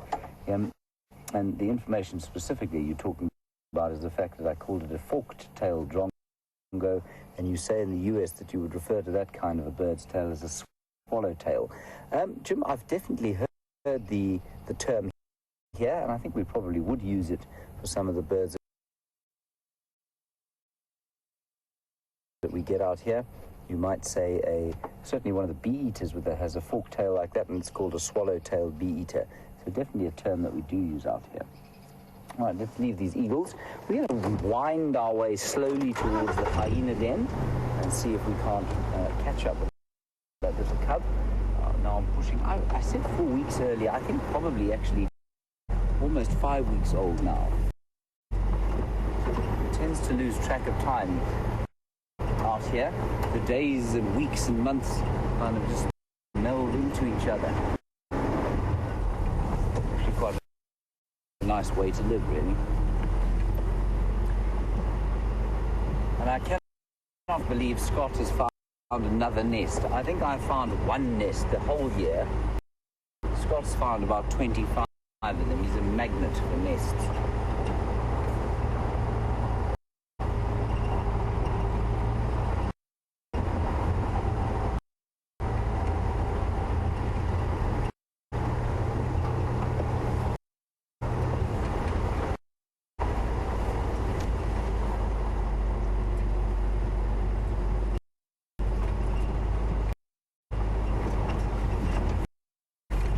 Thank you, Genevieve, in New York, where I imagine you're probably suffering the effects of the winter. You say this is your first anniversary of watching WildEarth, and from the tranquility to the heart-stopping moments of the hunts, like Peter had the other day with a leopard pulling a little warthog out of its burrow. You say you've learned so much and you've had such a good time with us. Well, Genevieve, the feeling is entirely mutual. To have you on board, asking questions and interacting with us for the last year, or in my case, the last 8 months, is just wonderful, and I hope that you continue to watch us and enjoy it. It is a magnificently tranquil and at the same time adventurous place. Thank you very much.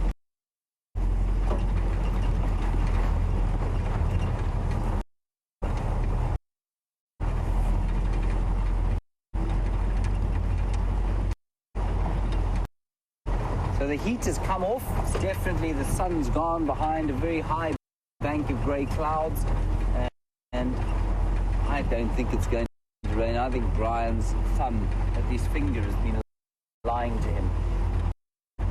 He's got the sort of slightly swollen joint on that side of his finger. But I think it lied to him today. I don't think it's going to rain. The clouds seem to be very high up.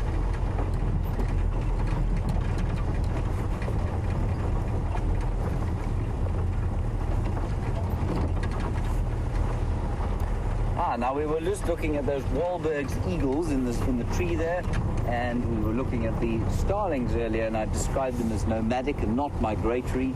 And Michael, you would like to know if those Wahlberg's eagles are migratory. Do they migrate? They do, you know. They go up into sort of equatorial Africa and possibly a bit north of that during our winter time, and then they come back. They're one of the earliest migrants back around August time. They come and they set up their nests and they breed here, and then when they fly north again for our winter and your summer, normally in the northern hemisphere, then they don't breed there, they just kind of survive. They come back to the same nest every year. It's amazing. As do many birds, of course.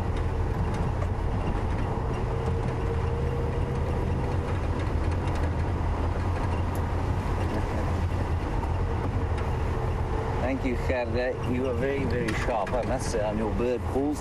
You say you heard a Diederik's cuckoo calling.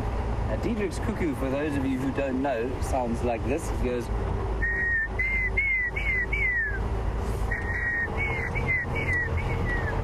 And they're a bright green, beautiful bird. I'll try and find you a picture. We're just going to Treehouse Dam here, and I'll take a picture out for you there. Jeandre, you say you've never seen one, and you'd like it for your bird list. I'll do my best. We don't often see them, you know. It's actually quite difficult to see them. And normally, we hear them all the time, but they're quite difficult to see. But we're going towards the dam here to check out some weavers' nests. And one of the hosts of the Diederik's cuckoo are the weavers. So let's go and see if there isn't one there trying to plant its eggs inside the weaver's nest.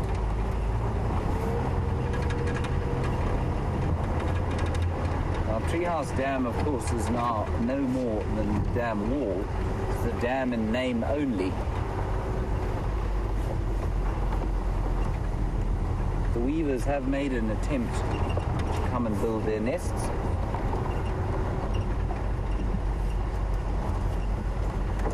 There's a little patch of mud there. There we go, a little patch of mud with a solitary ring-necked dove. There we go. Oh, was that not a monitor there? Jeandre, what's in the far right-hand side? Is that just a discolored piece of ground? It's dirt, James. It's dirt, thank you. Thank you very much. Okay, marvelous. And Jeandre, the weaver's nests are just over the top of the frame there, just over my head. There you can see them there. Those are the village weavers. And there's not a lot of activity going on here. They normally like to build over water, and I suspect that many of those weavers that have built those nests this year normally do build over water, but there's no water here at the moment. Okay, let's head on, winding our way towards the hyena den.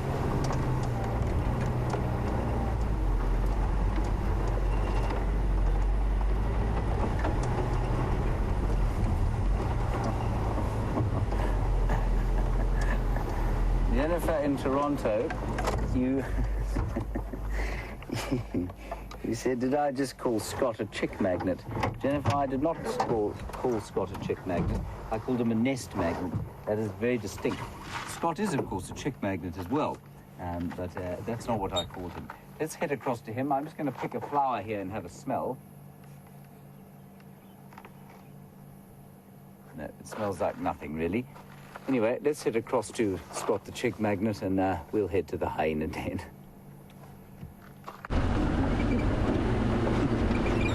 Good afternoon, and it sounds like James is having some fun with you, and isn't he a wonderful character? We all find him highly, highly entertaining, and it's a great pleasure to have not only an entertaining, humorous person in the crew, but one who can play the guitar incredibly well. And last night we had a little bit of a party for the Big Cat Week wrap-up, and he was on fine, fine form with his guitar around the campfire. All of us singing along, which probably sounded terrible. We were going for it, and it was great fun. So, we are now in the area of possibly the Anderson male leopard. a massive, massive male, probably the biggest male leopard that we have laid eyes on here at Djuma and Arathusa in the last year that I've been here. He is a brute, and he likes to move, which is called the Marakeni drainage, or Marakeni riverbed. And it's a beautiful, beautiful area. I mean, look at this leadwood tree, silhouetted magically up into quite a gloomy sky, but it really is a wonderful area. Wium calls it the Arathusa golf course. That's how picturesque he thinks it is. And love driving through here. It's an area where, when I first started working on SafariLIVE, we didn't have any signal. It's quite low and far away from our repeaters, and thankfully our tech team has been doing some remarkable work, and it's very important to remember without the technological wizards that are part of SafariLIVE, we wouldn't be able to be sharing these wonderful experiences and moments together. And this was one no-go area. I remember once having a sighting of Tingana, another male leopard, in this area, and we didn't have any signal, so just had to leave the leopard behind and go off in search of signal, which was hugely demoralizing and frustrating at the time. But like I say, the tech team are really doing a great job at the moment. Certainly got us through Big Cat Week with no major issues, which is a huge relief.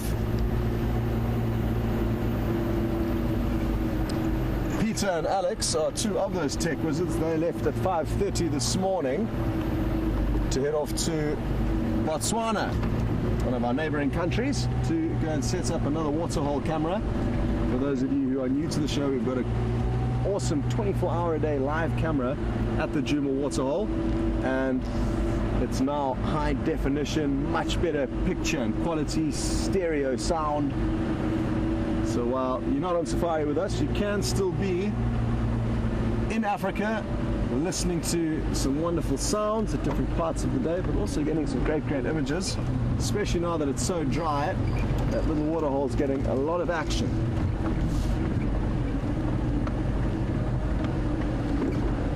Well, the first time I saw the Anderson male was a little bit further downstream of where we are here. And the second time, and that was the last time I've seen him, was a little bit further south, but also again very close to this riverbed. He doesn't come much further east into Arathusa. He's mainly south and west into some neighboring properties where we do not go.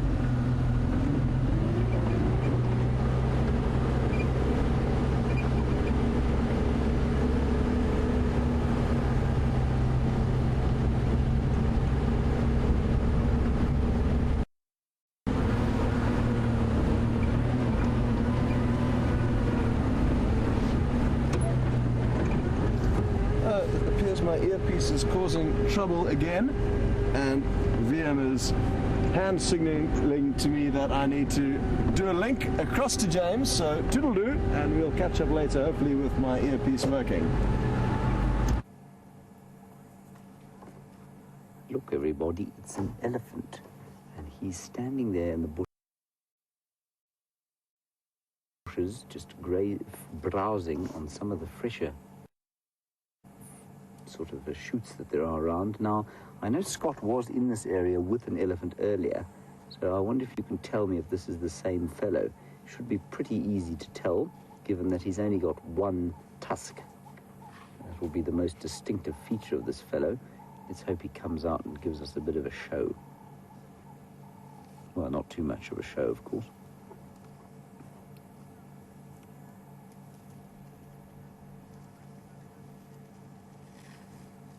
Oh, lovely to hear from another one of our young viewers. Hello, Mia. You're just 6. We've had Frank, who was age 7. We had Gracie, who's 8. And you're just 6, Mia. And you want to know, you say you'd hope that you'll one day come to Africa. Mia, I hope you one day come to Africa too. I think it's an important thing for everyone to do. It's the most special continent, this. You best start saving your money now, Mia. the dollar, of course, is so much stronger than the rand that well, you'll probably have enough by the next week. Fly first class.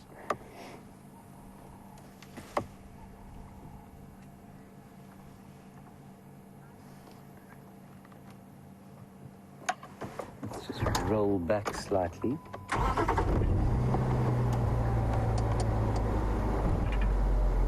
Now, Shanae, you ask a very, very clever question.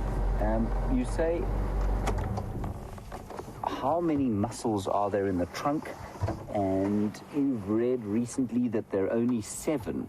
And because you've heard, no doubt, you've heard the figure of 100,000 probably bandied about by various guides around the place. It's one of these things that turns into a bit of an urban legend, and when you become an urban, I guess you'd call it a bush legend, when you become a guide, it's one of the few things that, you know, everybody tells you is you sort of understand as a bush truth, even though you seldom read it. So there are over 100,000 different muscle and nerve fibers within the trunk. Now you say, are there 7 muscles? There could well be 7 groupings of muscles. I think there are definitely more than just 7 muscles, but probably 7 groupings of muscles.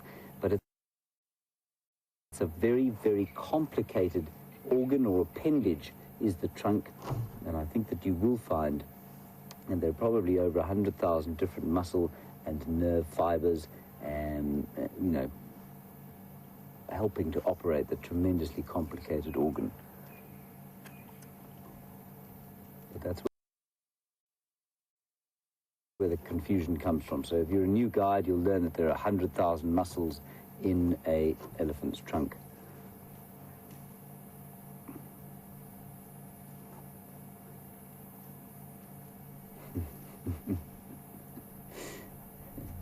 We can look at his skin there, and of course one of the ways that we describe elephants is as pachyderms. And a pachyderm, as far as I understand it, means wrinkly skin. And Nicole in North Carolina, you want to know, why do they have wrinkly skin? I don't know, Nicole. I don't know that there's a specific evolutionary reason for why they have wrinkly skin. I mean, their skin is pretty loose. It's very thick, of course, because it needs to be a good insulator. And I suspect it's probably got something to do with insulation, Nicole. Sorry? Increased surface area. Jeandre is trying to whisper to me because he doesn't want to make me look like a fool, which is very kind of him. But he reckons that it's an increased surface area, which of course is probably correct. It does absolutely increase the surface area of the skin, and that would help with heat loss and with heat gain, actually.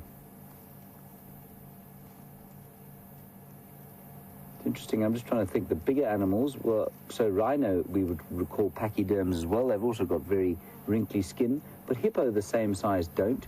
They, of course, live in water, so they don't have quite the same need to get rid of heat as the elephants do. So, yeah, maybe it is an adaptation to heat.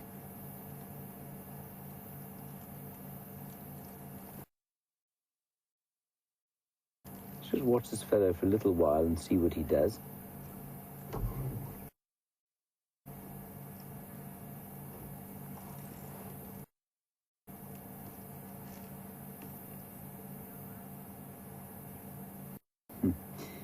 And I suppose you look at that skin and you think, well, what does it feel like? In Ashley in Missouri, you want to know what it does feel like. I have felt an elephant's skin before, and it feels a bit like I'm just trying to describe it to you. It's rough, it's not very smooth, there's very little hair on it at all, and it would be a bit like, I'm trying to think of something sort of in your household that it might feel like. I suppose it would be, it doesn't feel like leather, it's much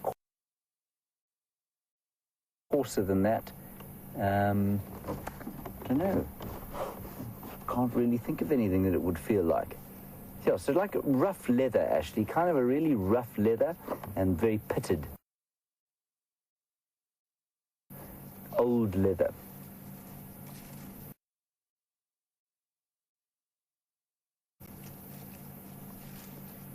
He's a very calm old fellow, I must say.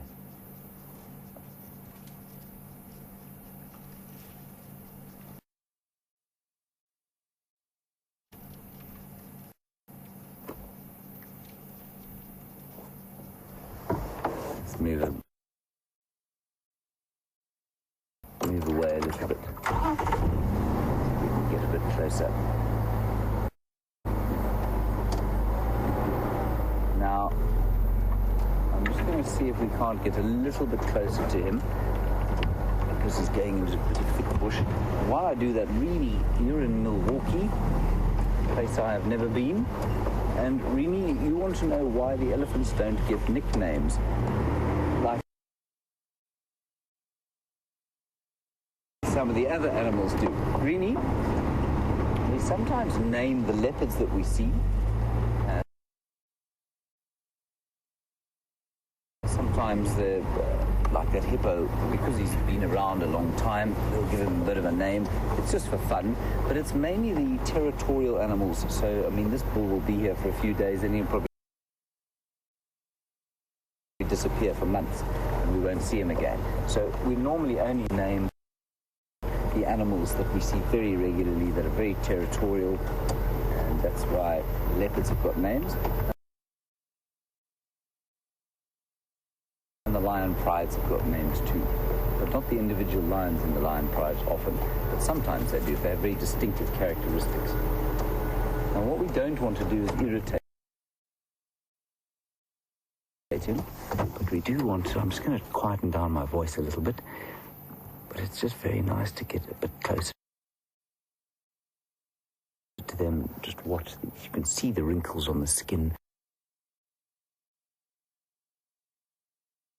And especially you can see those individual little pieces of muscle moving in the trunk as he picks up bits.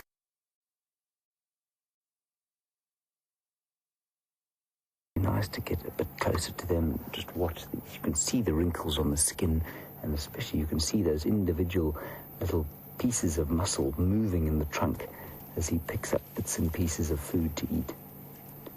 The trunk, of course, is amazing from the way it's able to sort of telescope or concertina out, so it can stretch a long way. If he doesn't want to, he can carry it without touching the ground, and then he can kind of just stretch it out and touch the ground, pick individual things up off the ground with a prehensile tip. So it is a remarkable, remarkable organ.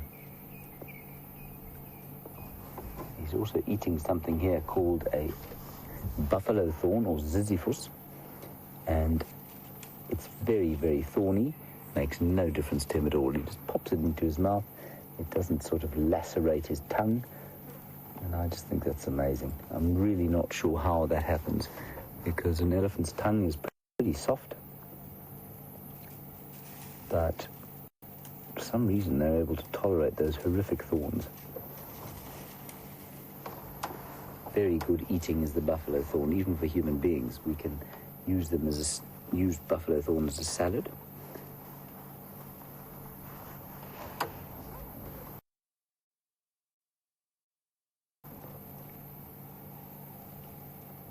His wizened old face.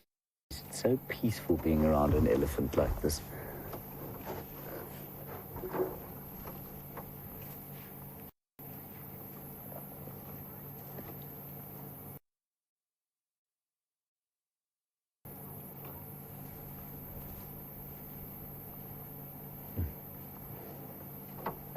Very interesting questions coming through. And another lovely one from Regan, aged 8, who wants to know how much an elephant eats. A big bull like this, Regan, will probably eat about 250 kilograms of food. We know that a 10-year-old cow, they've measured what she eats, and she would eat about 150. So a big bull like this, about twice that. So 250 to 300 kilograms of food in one day, and in pounds, that's about 600 to 650 pounds of food. Can you imagine eating all of that, Regan? I certainly can't. It's more than I weigh by some margin, and therefore definitely more than you weigh, Regan. And then, I just quickly look at him. He looks like he's going to come out a little bit.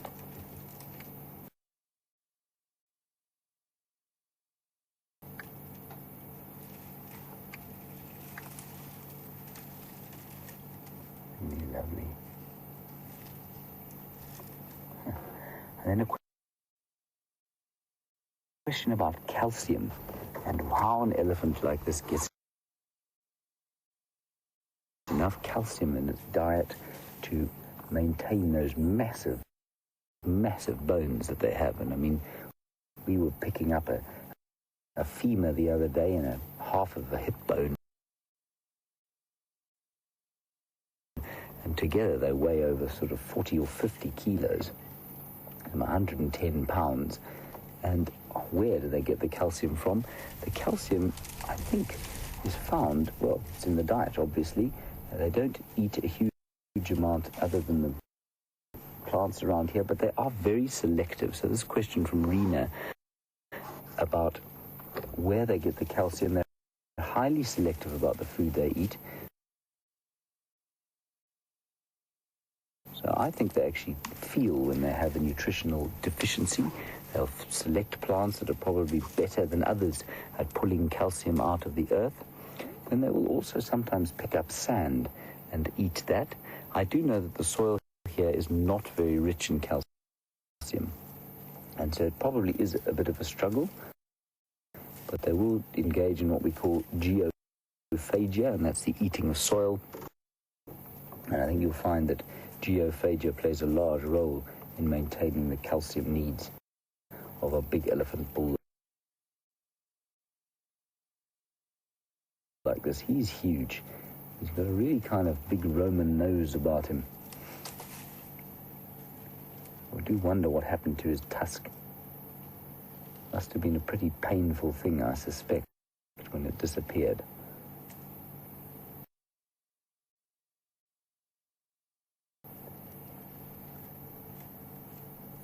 But he won't be affected by that at all. He'll be perfectly comfortable and able to live his life to the full.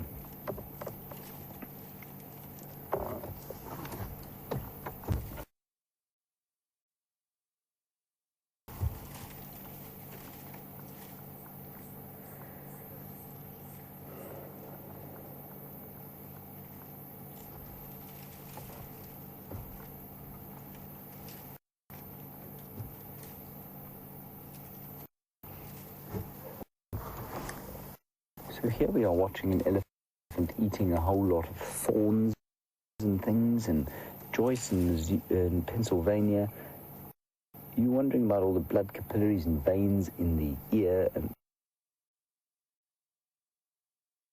if he was to burst one or tear one on a thorn, would he bleed to death? Would there be a danger of that? No, Joyce, not at all. I think it would heal very, very quickly, and certainly none of them are major arteries like the human femoral artery or like our jugular vein. So no, definitely wouldn't bleed to death at all, Joyce.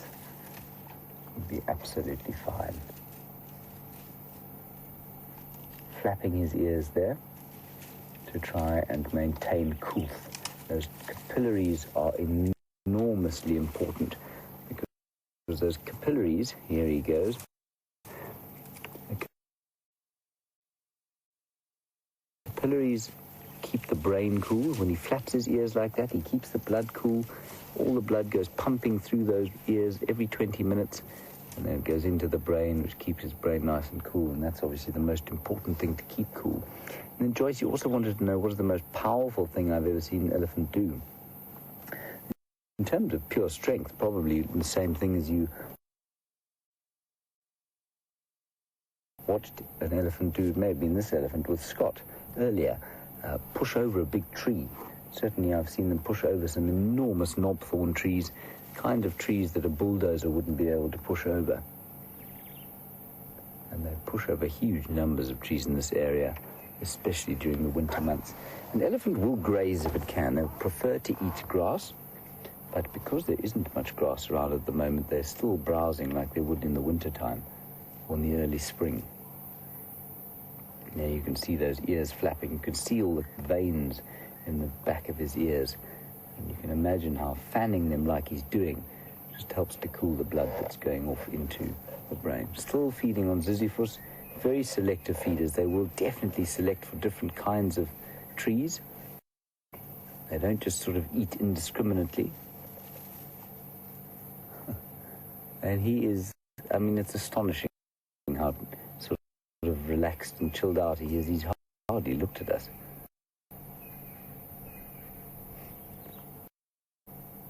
Just to give you an idea of how close he is to us, I mean, we're probably no more than, I'd say 15 meters from him. So that's about 50 feet.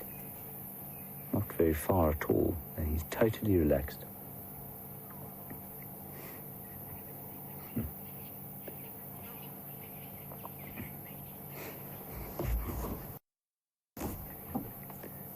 Oh dear.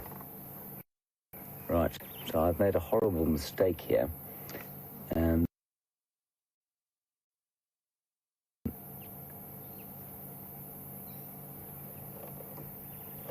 So Paul Rizzo, we're just back onto the skin here, and you say pachyderm means thick skin, not wrinkly skin. Of course it does. Sorry about that, chaps. So a rhino and an elephant and a hippo would be called a pachyderm because they both all have thick skin. So thanks for that, Paul. And then Jennifer in Toronto, you say perhaps it's got something to do with flexibility. Do they need flexible skin, these elephants? I don't think they do, you know. The wrinkliness is, you know, they don't need the kind of suppleness that, say, a cat does. So although this is very wrinkly skin, it's not loose on the body like say a honey badger's or a lion's even. It's not loose around the neck. It's just kind of wrinkly. So I think it's definitely got much more to do with surface area, like Jeandre suggested, than it does to do with flexibility or the need for it to be kind of floppy on some of the predators. The predators are like that to help them with defense. Obviously they have the range of movement needs to be that much higher, and also if they get bitten, you know, they tend to live in very competitive lives, and if they get bitten around the neck, they need that extra skin to be able to pull away so that it protects any vital parts of the body.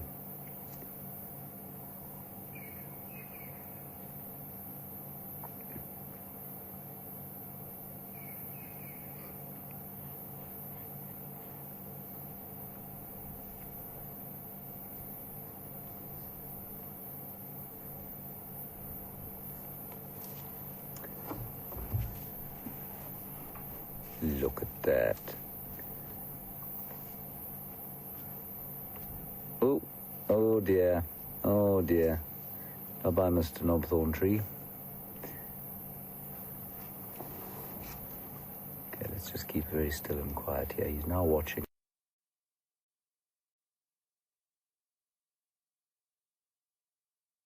us.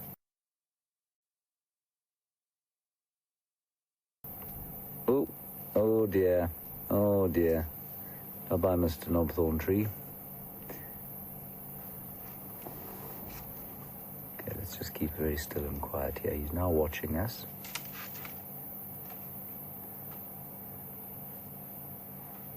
I believe you saw this elephant push a tree over earlier.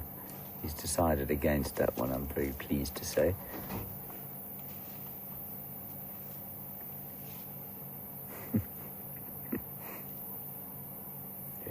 All right, I think let's head on from here. Make our way to the hyena den before the sun sets. It's just setting behind us. I did get 2 questions through there, one of which I've forgotten. Deb in Ohio, he wanted to know, or was suggesting perhaps, that's a good suggestion, that perhaps the elephant's skin is that wrinkly because it helps them when they're walking through all that sort of thorny bush and perhaps protects the skin and means they don't get quite so scratched as they would if they had tighter skin. Yeah, I think that's probably one of the reasons. It's a good suggestion, Deb. Thank you for that. I'm afraid that the next question I did forget, so we'll get it back from the final control and I shall answer it forthwith. Ah, Brian, yes, you want to know about any biological function of the wrinkles. And Brian, well, just like we were saying, as Deb says, maybe they help with the scratching, and then the reason they would need an extra surface area would be to help with heat loss and probably help them to stay cool. So I suspect that's probably why. If the reason that they have those wrinkles is for surface area, that would be the reason why. It would probably be for heat exchange.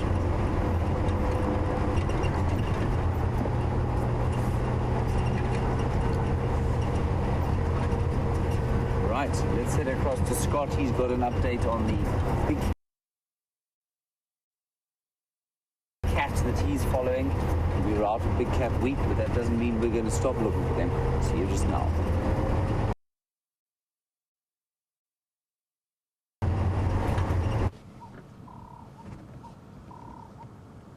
Well, it's that beautiful stage of the evening again, sun setting out to the west. Even though there's clouds, we're getting a bit of a golden glow. The wind's picked up and this weeping wattle is indicating that quite clearly to you. The leaves blowing in the wind. And we're calling you across because we've got some good news. Take a look at these tracks. They look like they could be from earlier last night. We did get a little bit of rain, and I think it was in and around the time that it was actually raining, judging by the crispness of these tracks. What I can tell you though for certain is that it is a big male leopard that left these tracks in the sand, and that's what we're looking for. Now, it's not necessarily tracks of the Anderson male. It could be Tingana, the other male leopard whose territory overlaps on this buffer area. And I have actually seen Tingana walk down this very, very road. So it'll be interesting to see who it is, and we're going to do our best to try and work out where it's gone. The tricky area, we are close. We are basically on our western boundary, so we cannot go further west. We can only go to the east, but we're quite close to the Arathusa waterhole.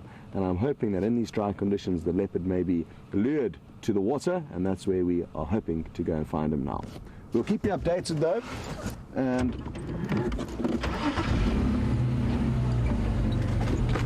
we'll just check up at the next road junction what this animal does.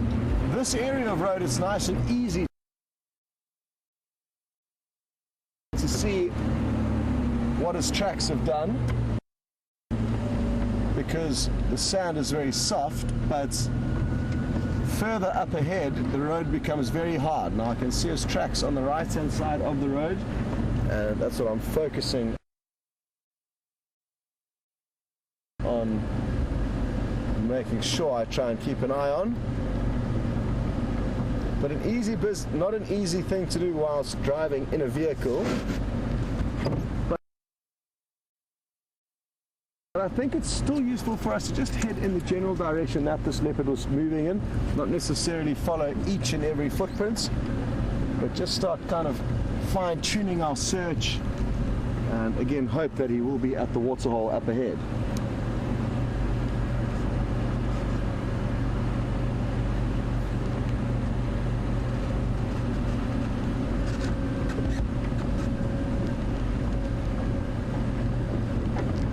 Now I can't see any more tracks, but the road is hard here. Good evening, Charlie, on Twitter. And you'd like to know if Shadow is one of Karula's most recent cubs. And no, Charlie, if I have got your question correct, she was actually Karula's first litter.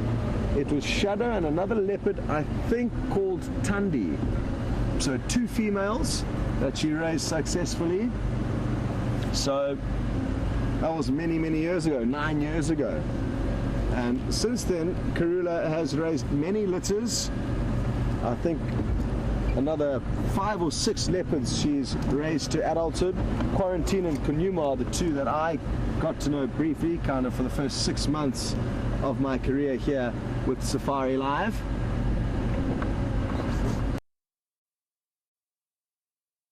Just seen a bird's nest. I'm not sure how new it is, but it might be worth investigating.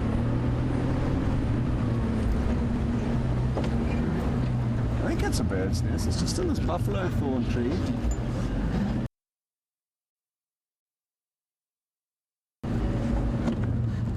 Doesn't look like there's an egg in it, but you can certainly see a stick platform. I'm just going to jump onto the hood of the vehicle quickly to see if I can't get an aerial view.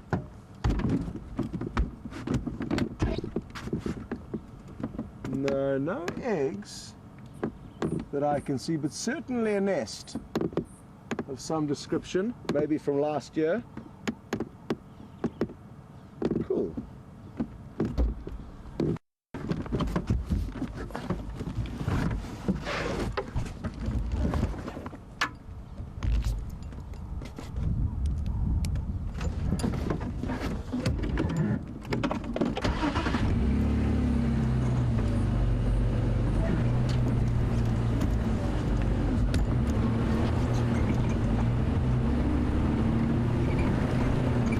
Because we came down on this road to our left, this is the road we drove down, I think we should take this road and hope that we find some more tracks of this leopard. He could have gone further to the west, and again we cannot go there, so we can only check further east and hope that he's here somewhere. Hello Matty, my good friend. And for those of you who don't know, Matty's 9 years old and is becoming one of the younger up-and-coming safari guides and tunes into our safari very often. So always a pleasure to hear that you're watching, Matty, and hope that you're doing well. We'd like to know about the vulture's nest in this area of Arethusa, and we drove past one earlier, but the adult wasn't there, and because it's so high up in the tree, it's difficult to know what's going on. There are a couple though. I know Brent likes to show you the vulture's nest quite a lot.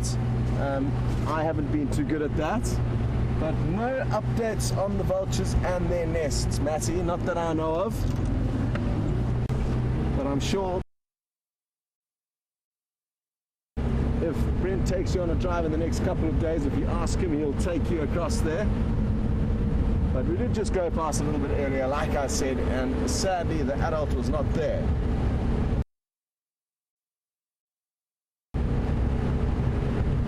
I can see an adult. Oh no, I thought it was a female impala. It's actually a male. And I was hoping that she was going to have a tiny newborn lamb next to her. There's a few around, but sadly the mothers are very nervous having these new little babies to look after, and they often run away before we can show them to you. And now that the wind's picked up, the animals are going to be extra cautious and extra scared, because it's favorable for the predators to sneak up on unsuspecting prey when the wind is in their favor. It muffles the sound of their footsteps approaching, and it also muffles their movements. With all the trees blowing in the wind and the leaves moving, it helps to mask a leopard or a lion's approach.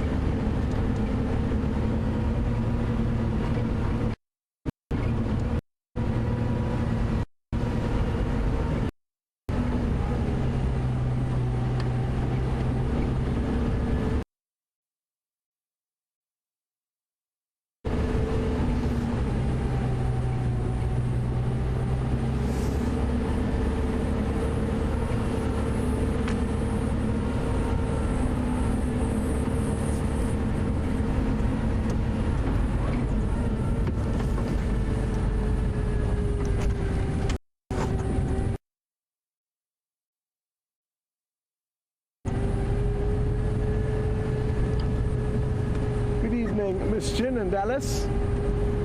and good to hear from you again. Christian's mentioned that she knows that I love a lot of different animals out here, and they've all got their own different qualities, but which is the one animal that kind of stands out the most for me and has had the biggest impact on me, or best memories for me?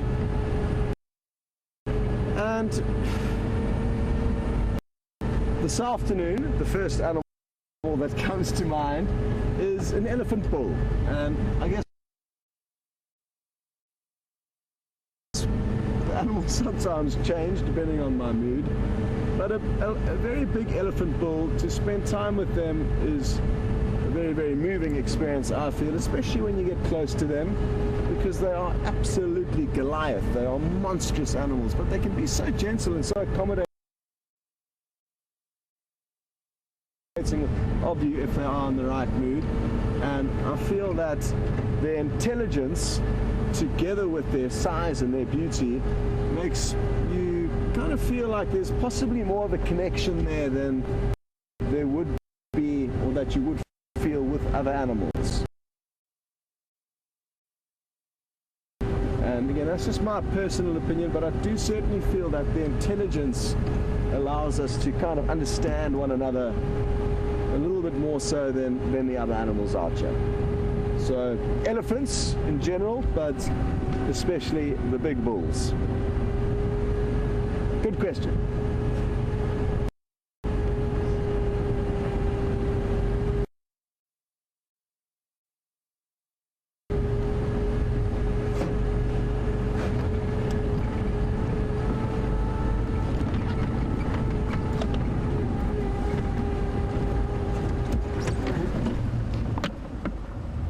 These kudu are just looking absolutely exquisite. Look at how bold those white stripes are.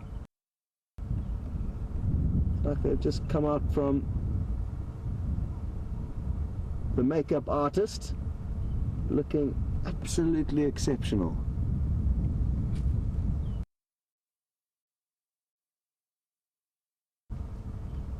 Young male at the back, his horns are still very small with regards to how big kudu's horns can be, and they'll be like a very large spiraling corkscrew when he's a bit older. He's probably only a year in age, possibly 2.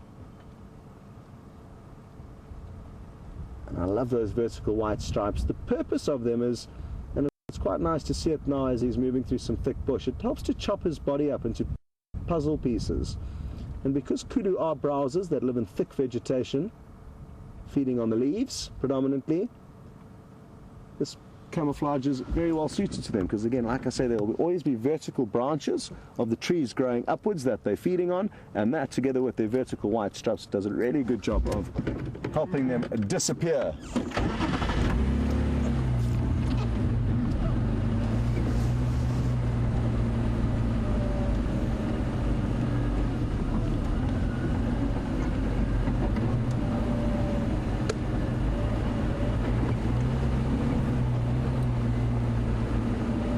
So, another question now, Christy in Tampa, and are there any meerkats out here? Oh, sorry, not Christy, Cat in Tampa. And meerkats, for those of you who don't know, are small mongoose-like animals. They're incredibly cute, and they live in little burrows, excavations in the ground. Sadly, we do not get any of them here, Cat. They live in the more arid reaches of southern Africa, and in the Cape you find them, northwestern Cape, those kind of areas you get to see them, but not from here in the Sabi Sands. But we do see other cute little animals that are quite similar to them, mainly dwarf mongooses in the small colonies that they live in here, and from time to time banded mongoose, but they're not very common here and they are quite skittish. So sadly no meerkats, but you will get to see some mongooses if you keep tuned in to these live safaris. Take a look at the beautiful sunset, even though it is just a tiny little orange glow off to the west.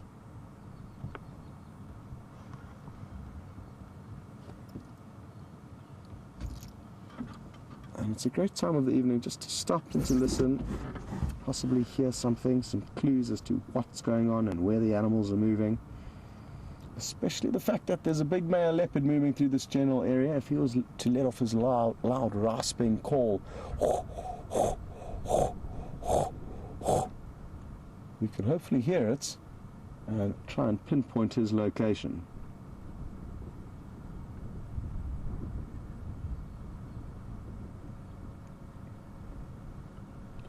Good stuff. Well, we're going to probably stay here for a few more minutes just listening to the bush, but you guys are being transported to a den site. Enjoy.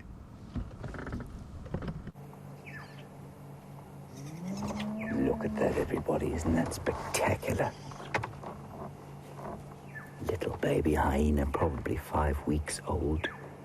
And the first time I've seen it down the mound, it has been down 2 or 3 times before. This is the first time I've seen it right on the ground here. Making little squealing noises. And that's the mother making that ooh noise.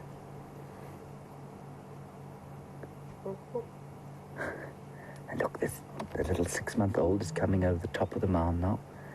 Have a quick look at that. There she is.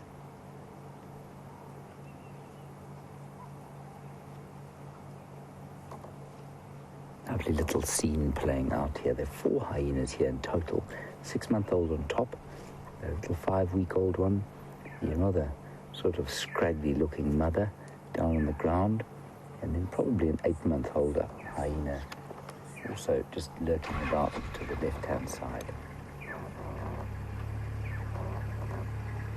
Oh dear, he's gone into his home.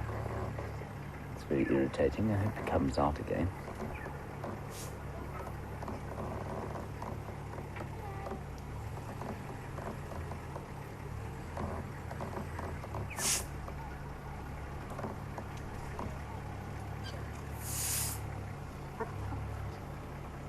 Interesting here. Mother is now going back up, either to look inside the den and maybe call the youngster out again. Definitely interacting with the 6-month-old. Let's just watch and see how this plays out. There was another game drive vehicle here. And that chuffing noise that you can hear is the sound of a puncture as the tire on that game drive goes down. So let's see if she manages to call the little one out again. The little one, at the slightest sort of hint of danger, will disappear inside. Now that is not a particularly good-looking hyena, salivating. The little one's calling from the den. Hey, you can hear it again.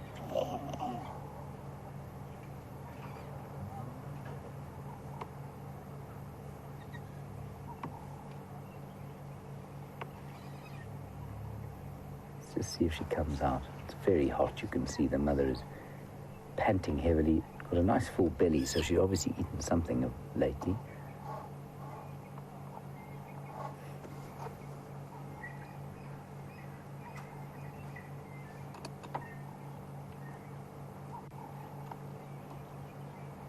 There's a really nice atmosphere here as it cools down. Lovely breeze blowing through the tops of the trees as the light slowly starts to fade. Just to reiterate, we won't shine a light on the little one. If we're still here when it gets dark, then we will put a light on if the others are around. But if that little thing is out and about, we won't put a light on it. I'm just going to move slightly forward because there is another hyena just to the left-hand side of your screen, which we might be able to see if I move forward.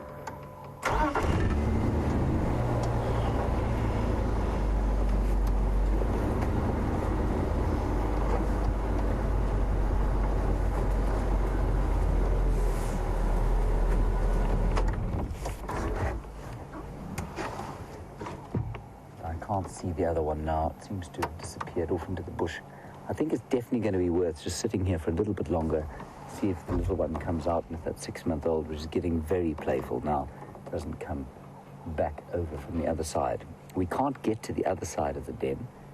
There's too much in the way of bush. The elephants have made a huge mess here. You saw that bull pushing a tree over with Scott earlier on, and they've done a lot of that sort of gardening around here.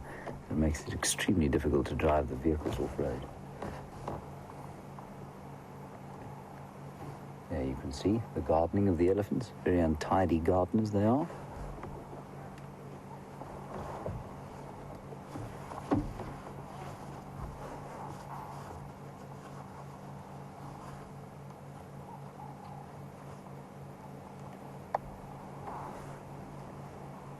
And then there are also 2 nests here, which are quite interesting. There's the southern masked weaver's nest up in the top of that tree there, which Jeandre will show you.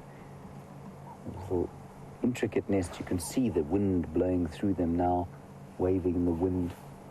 Beautiful birds. Strange place to put your nest, I would have said.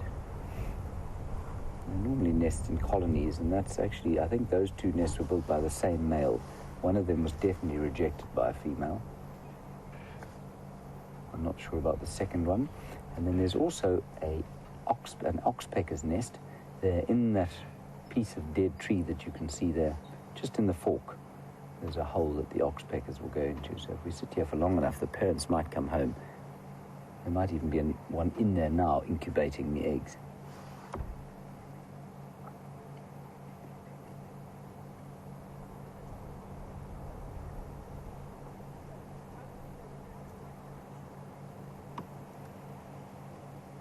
Go. I think she's quite an old female, you know. Her teeth are not quite what they once were. They look quite blunt. I'm also trying to get an impression of the smell of her at the moment. Hyenas do have a very distinctive smell if you get close enough to them. It's a bit like it's a bit like rancid meat, really. Not quite as powerful a smell as the wild dogs, and certainly very different. But the den sites don't smell nearly as strong as you think they might.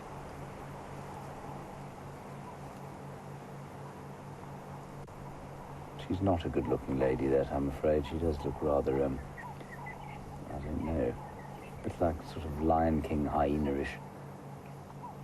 You do get some magnificent-looking hyenas. She's not the... I don't think she'd be walking the catwalks of Milan in the hyena world.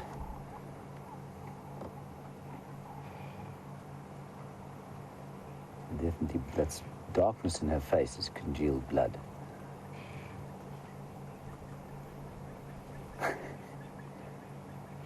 She looks a little bit insulted by what I said to her. Sorry about that. But really, you can't be dribbling to walk the catwalks.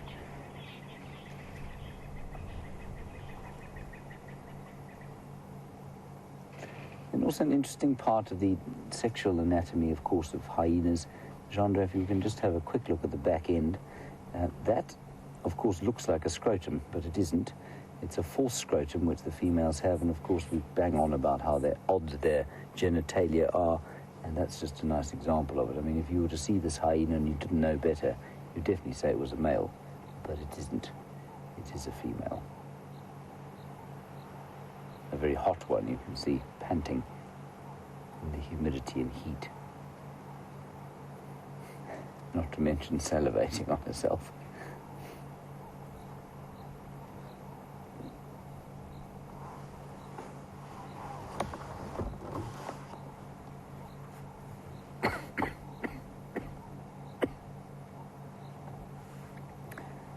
Now, hyenas, of course, are associated with the Lion King.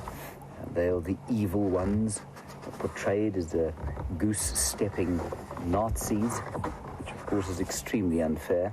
And Gary Cooper, the one thing that they do, of course, quite frequently is attack lions. Well, they try and steal food from lions. They wouldn't attack lions unless there were lots of them.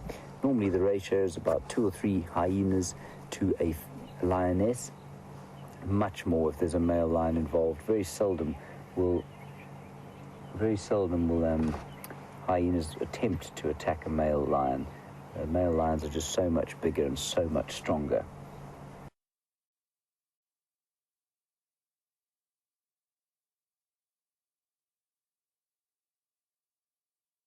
So much stronger. So they'd only ever come into conflict over food. Lions, if they came across hyena, because they're bigger, will definitely try and kill them. All of the predators will try and kill each other and their young in order to reduce competition. But sometimes they will eat each other, but sometimes they just leave the kind of carcass alone. And lions, who are portrayed, of course, in the Lion King as enormously noble creatures, will regularly turn into cannibals, actually, and I've often seen lions eating dead lions, sometimes dead relations. So although that particular hyena we're looking at now does look a little bit like the goose steppers of the Lion King, she's actually just as noble as any lion. Listening very carefully. She's definitely picking up sounds and the odd smell.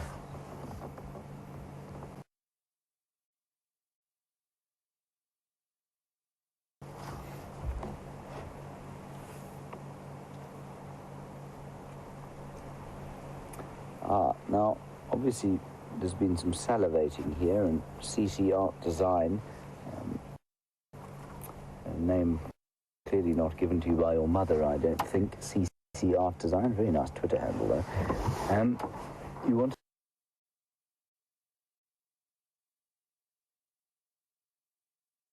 to know, perhaps, or can hyenas get rabies? CC, as far as I'm aware, any mammal can get rabies.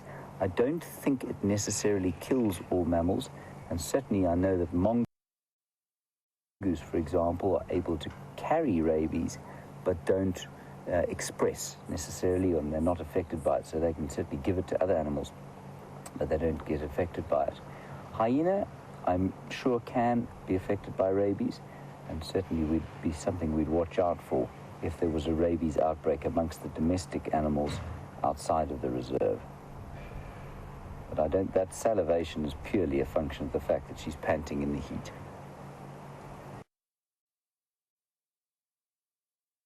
She'd be behaving very strangely if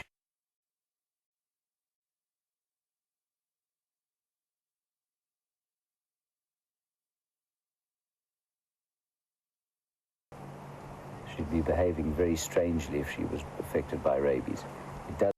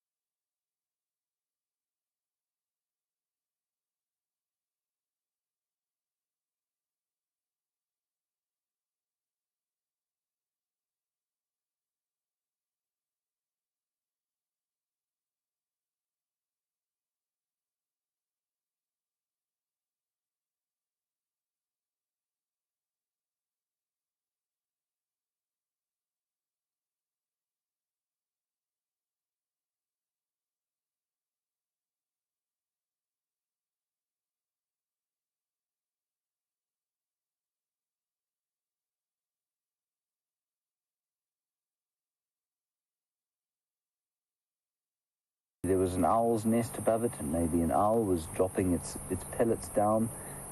Owls will often vomit up pellets of bone and hair from the animals that they eat. It could have been from a dwarf mongoose that was sharing the den with the hyenas, something like that. So I had to try and send through a bit of a description, and I'll try and answer your question for you.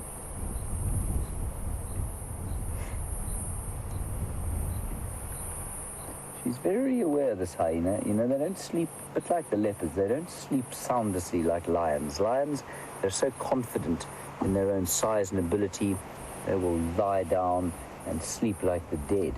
Whereas hyenas and leopards will smell something on the wind or hear something rustling in the bushes and they lift their heads up immediately. And just check that everything is safe, the coast is clear.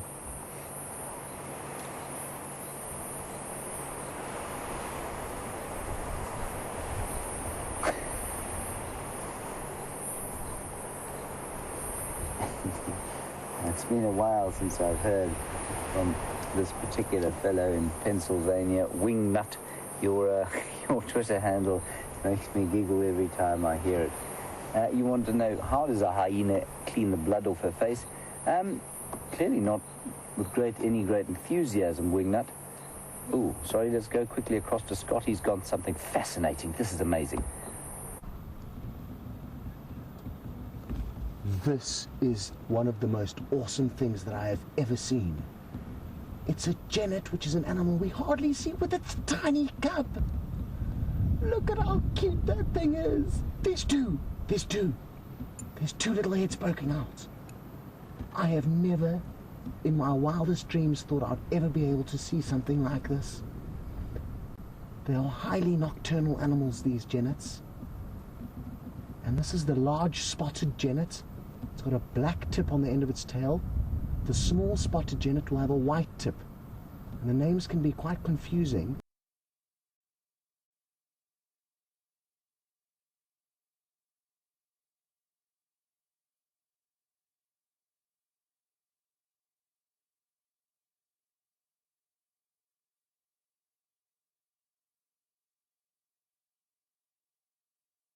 That's its body size, probably double that with its tail. And that little cub would have been absolutely minute. I'm sure it's going to come out again. Let's take a closer look. Oh, it's carrying a cub in its mouth. Oh my word. Oh, no ways. I can.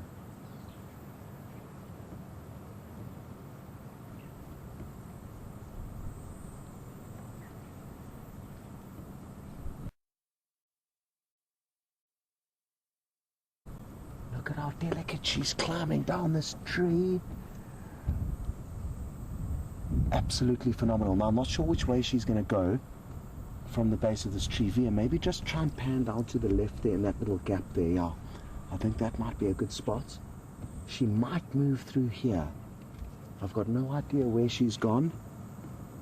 Now, I'm not going to shine my lights. I don't want to attract any attention to them, especially while she's moving these tiny little cubs around.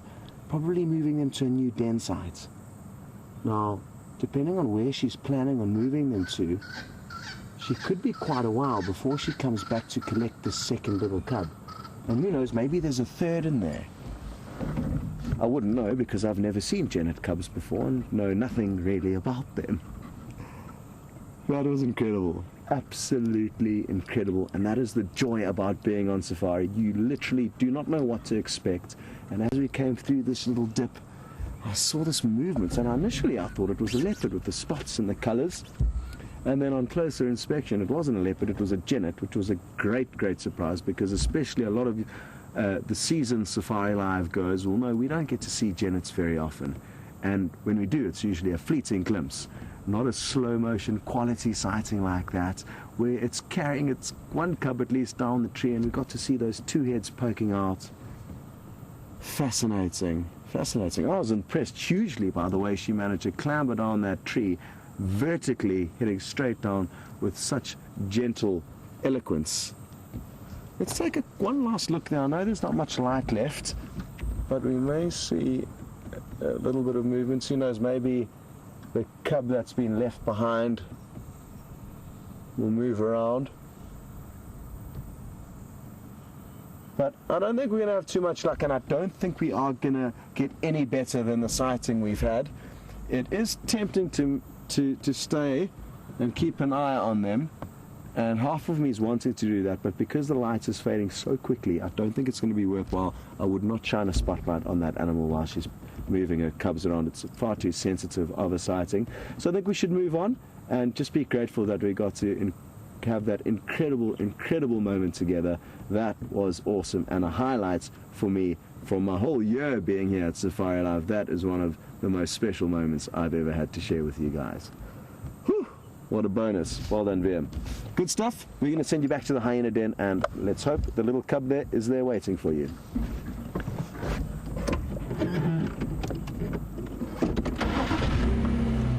It's to be a Genet. Wonderful sighting to see a little one like that. I've never seen a baby Genet before, so I'm rather jealous. We're still here at the hyena den. We've just tried to get another view to see if the 6-month-old wasn't the other side, but she isn't. She must have also gone into the hole. So we've come back to, well, the slightly less than glamorous mother that is sitting here, watching guard, keeping a watch over her little one. You can see the light is fading now quite fast.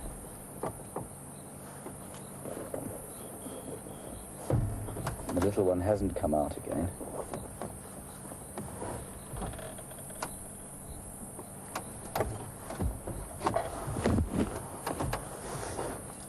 Oh, there we go. High action here at the hyena den. Maybe going in to call the little one. Now again, if she does come out, we won't put a light on. And the picture that you've got is much brighter than we can actually see. The camera's being quite clever about it. Oh, look. Jeandre, did you see the nightjar? I don't know if you can see it. Can you see it now? We're not going to try and shine on the night or put the camera on the nightjar. I don't think you'll see it. KJ in Britain, you want to know how often do hyenas mate, or do they breed? You'd probably find a female will have a youngster every 2 years or so, 2.5 years. And that will depend, though, of course, on whether she manages to raise the youngster to adulthood or not. If she doesn't, then, of course, once just about any other animal out here, or any carnivore out here, if they lose a cub, they will then come into estrus again and breed again.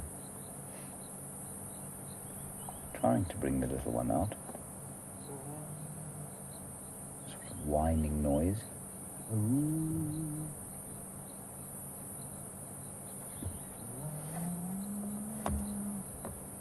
There, you can hear it. There's a little one.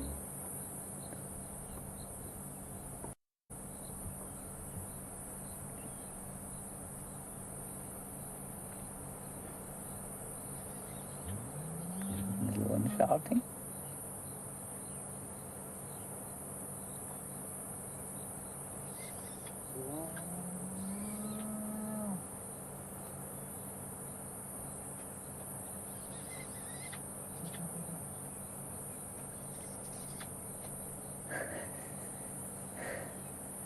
Too sweet.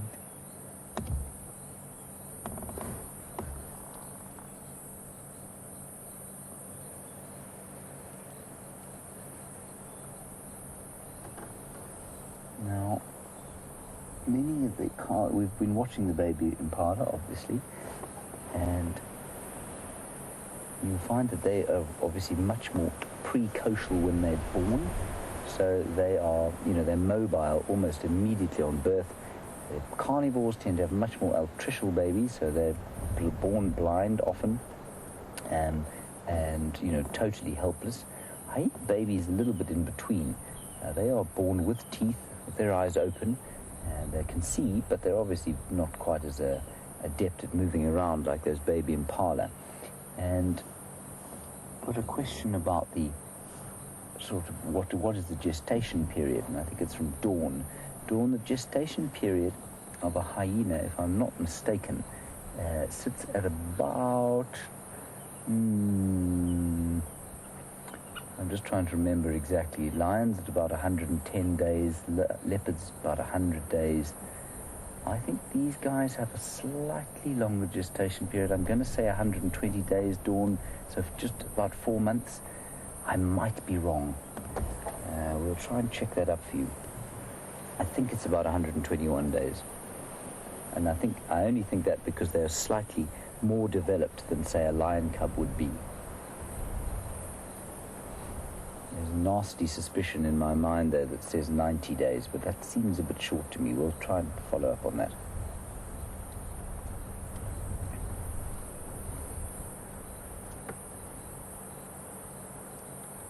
Billy, you were sitting in Cedar Hill. That sounds like a nice place to live, Billy. You want to know what the life expectancy of the hyena is? Probably about 10 years, you're getting old. 12 years, you're doing pretty well. 13, you're getting decrepit. And 15, you'll be probably the oldest hyena around here. So like most of the carnivores, potentially in captivity up to 20 in extreme cases. Out here, seldom beyond sort of 13 years, I would say. It's not an easy life. And like I say, as soon as you physically start to lose it a little bit, you're definitely going to start losing condition. Right, I'm afraid, everybody, I think it's time to leave here. I don't want to disturb them too much in the darkness. And Jeandre has now pushed the camera to the max.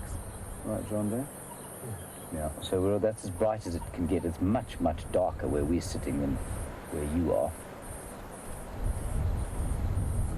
So we'll answer a few more questions and then we'll head out. Oh, here comes another hyena. Another hyena arriving. This is wonderful. And covered in, it's not black, it's covered in mud. It's been lying in the water, obviously, all day long, chilling out, having a pool party. And Nicole, you want to know if the little one will spend the night in the den? I would say sometimes yes and sometimes no. Now, this is interesting. It's quite fascinating to try and see who are the most dominant females and try and get an idea of what the hierarchy is and see who's in charge and who isn't. I would say that those two look pretty much similar in terms of hierarchy.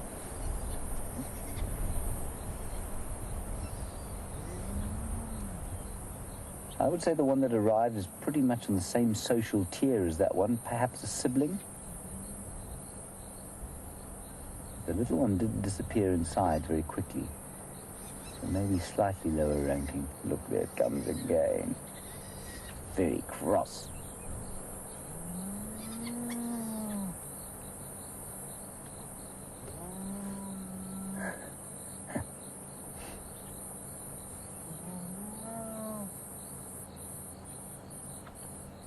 So sweet. You see how you can hardly see it there in the dark? And you know, we often get asked why it is that hyena babies are black. Well, I think there's your answer. So they probably are out at night a bit more than we would normally think, but they also spend their time mostly in the den. And when they're inside the den, of course, if a predator was to come along and see if they could get a hyena cub, to see that little black animal inside the hole would be almost impossible.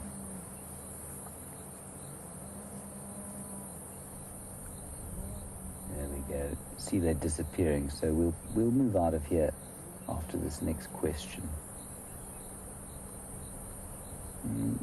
Our last question here is from Janet. Hello, Janet. Thank you for your question. You want to know what the height of an adult female hyena is. They probably stand, if this was the ground here, it stands sort of, you can't get that, can you, Jeandre? Just under 3 feet. Probably 3 feet at the shoulder. Big female, about 3 feet at the shoulder. Maybe 3'3".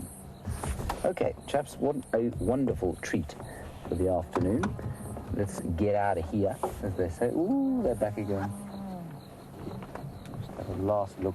That's the kind of light, that's the natural light that you can see there, everyone. There we go, and the camera's just, it probably looks a little bit grainy on your side, and that's because we really are making the camera work very hard. Isn't that wonderful?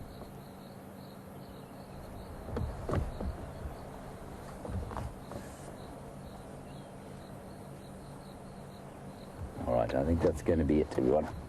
Let's get out of here. I don't want to disturb them too much in the night, and we will have to use the lights to get out of here. What a great treat that was. Thank you, Jeandre. Put your light on the back so that I don't hit anything.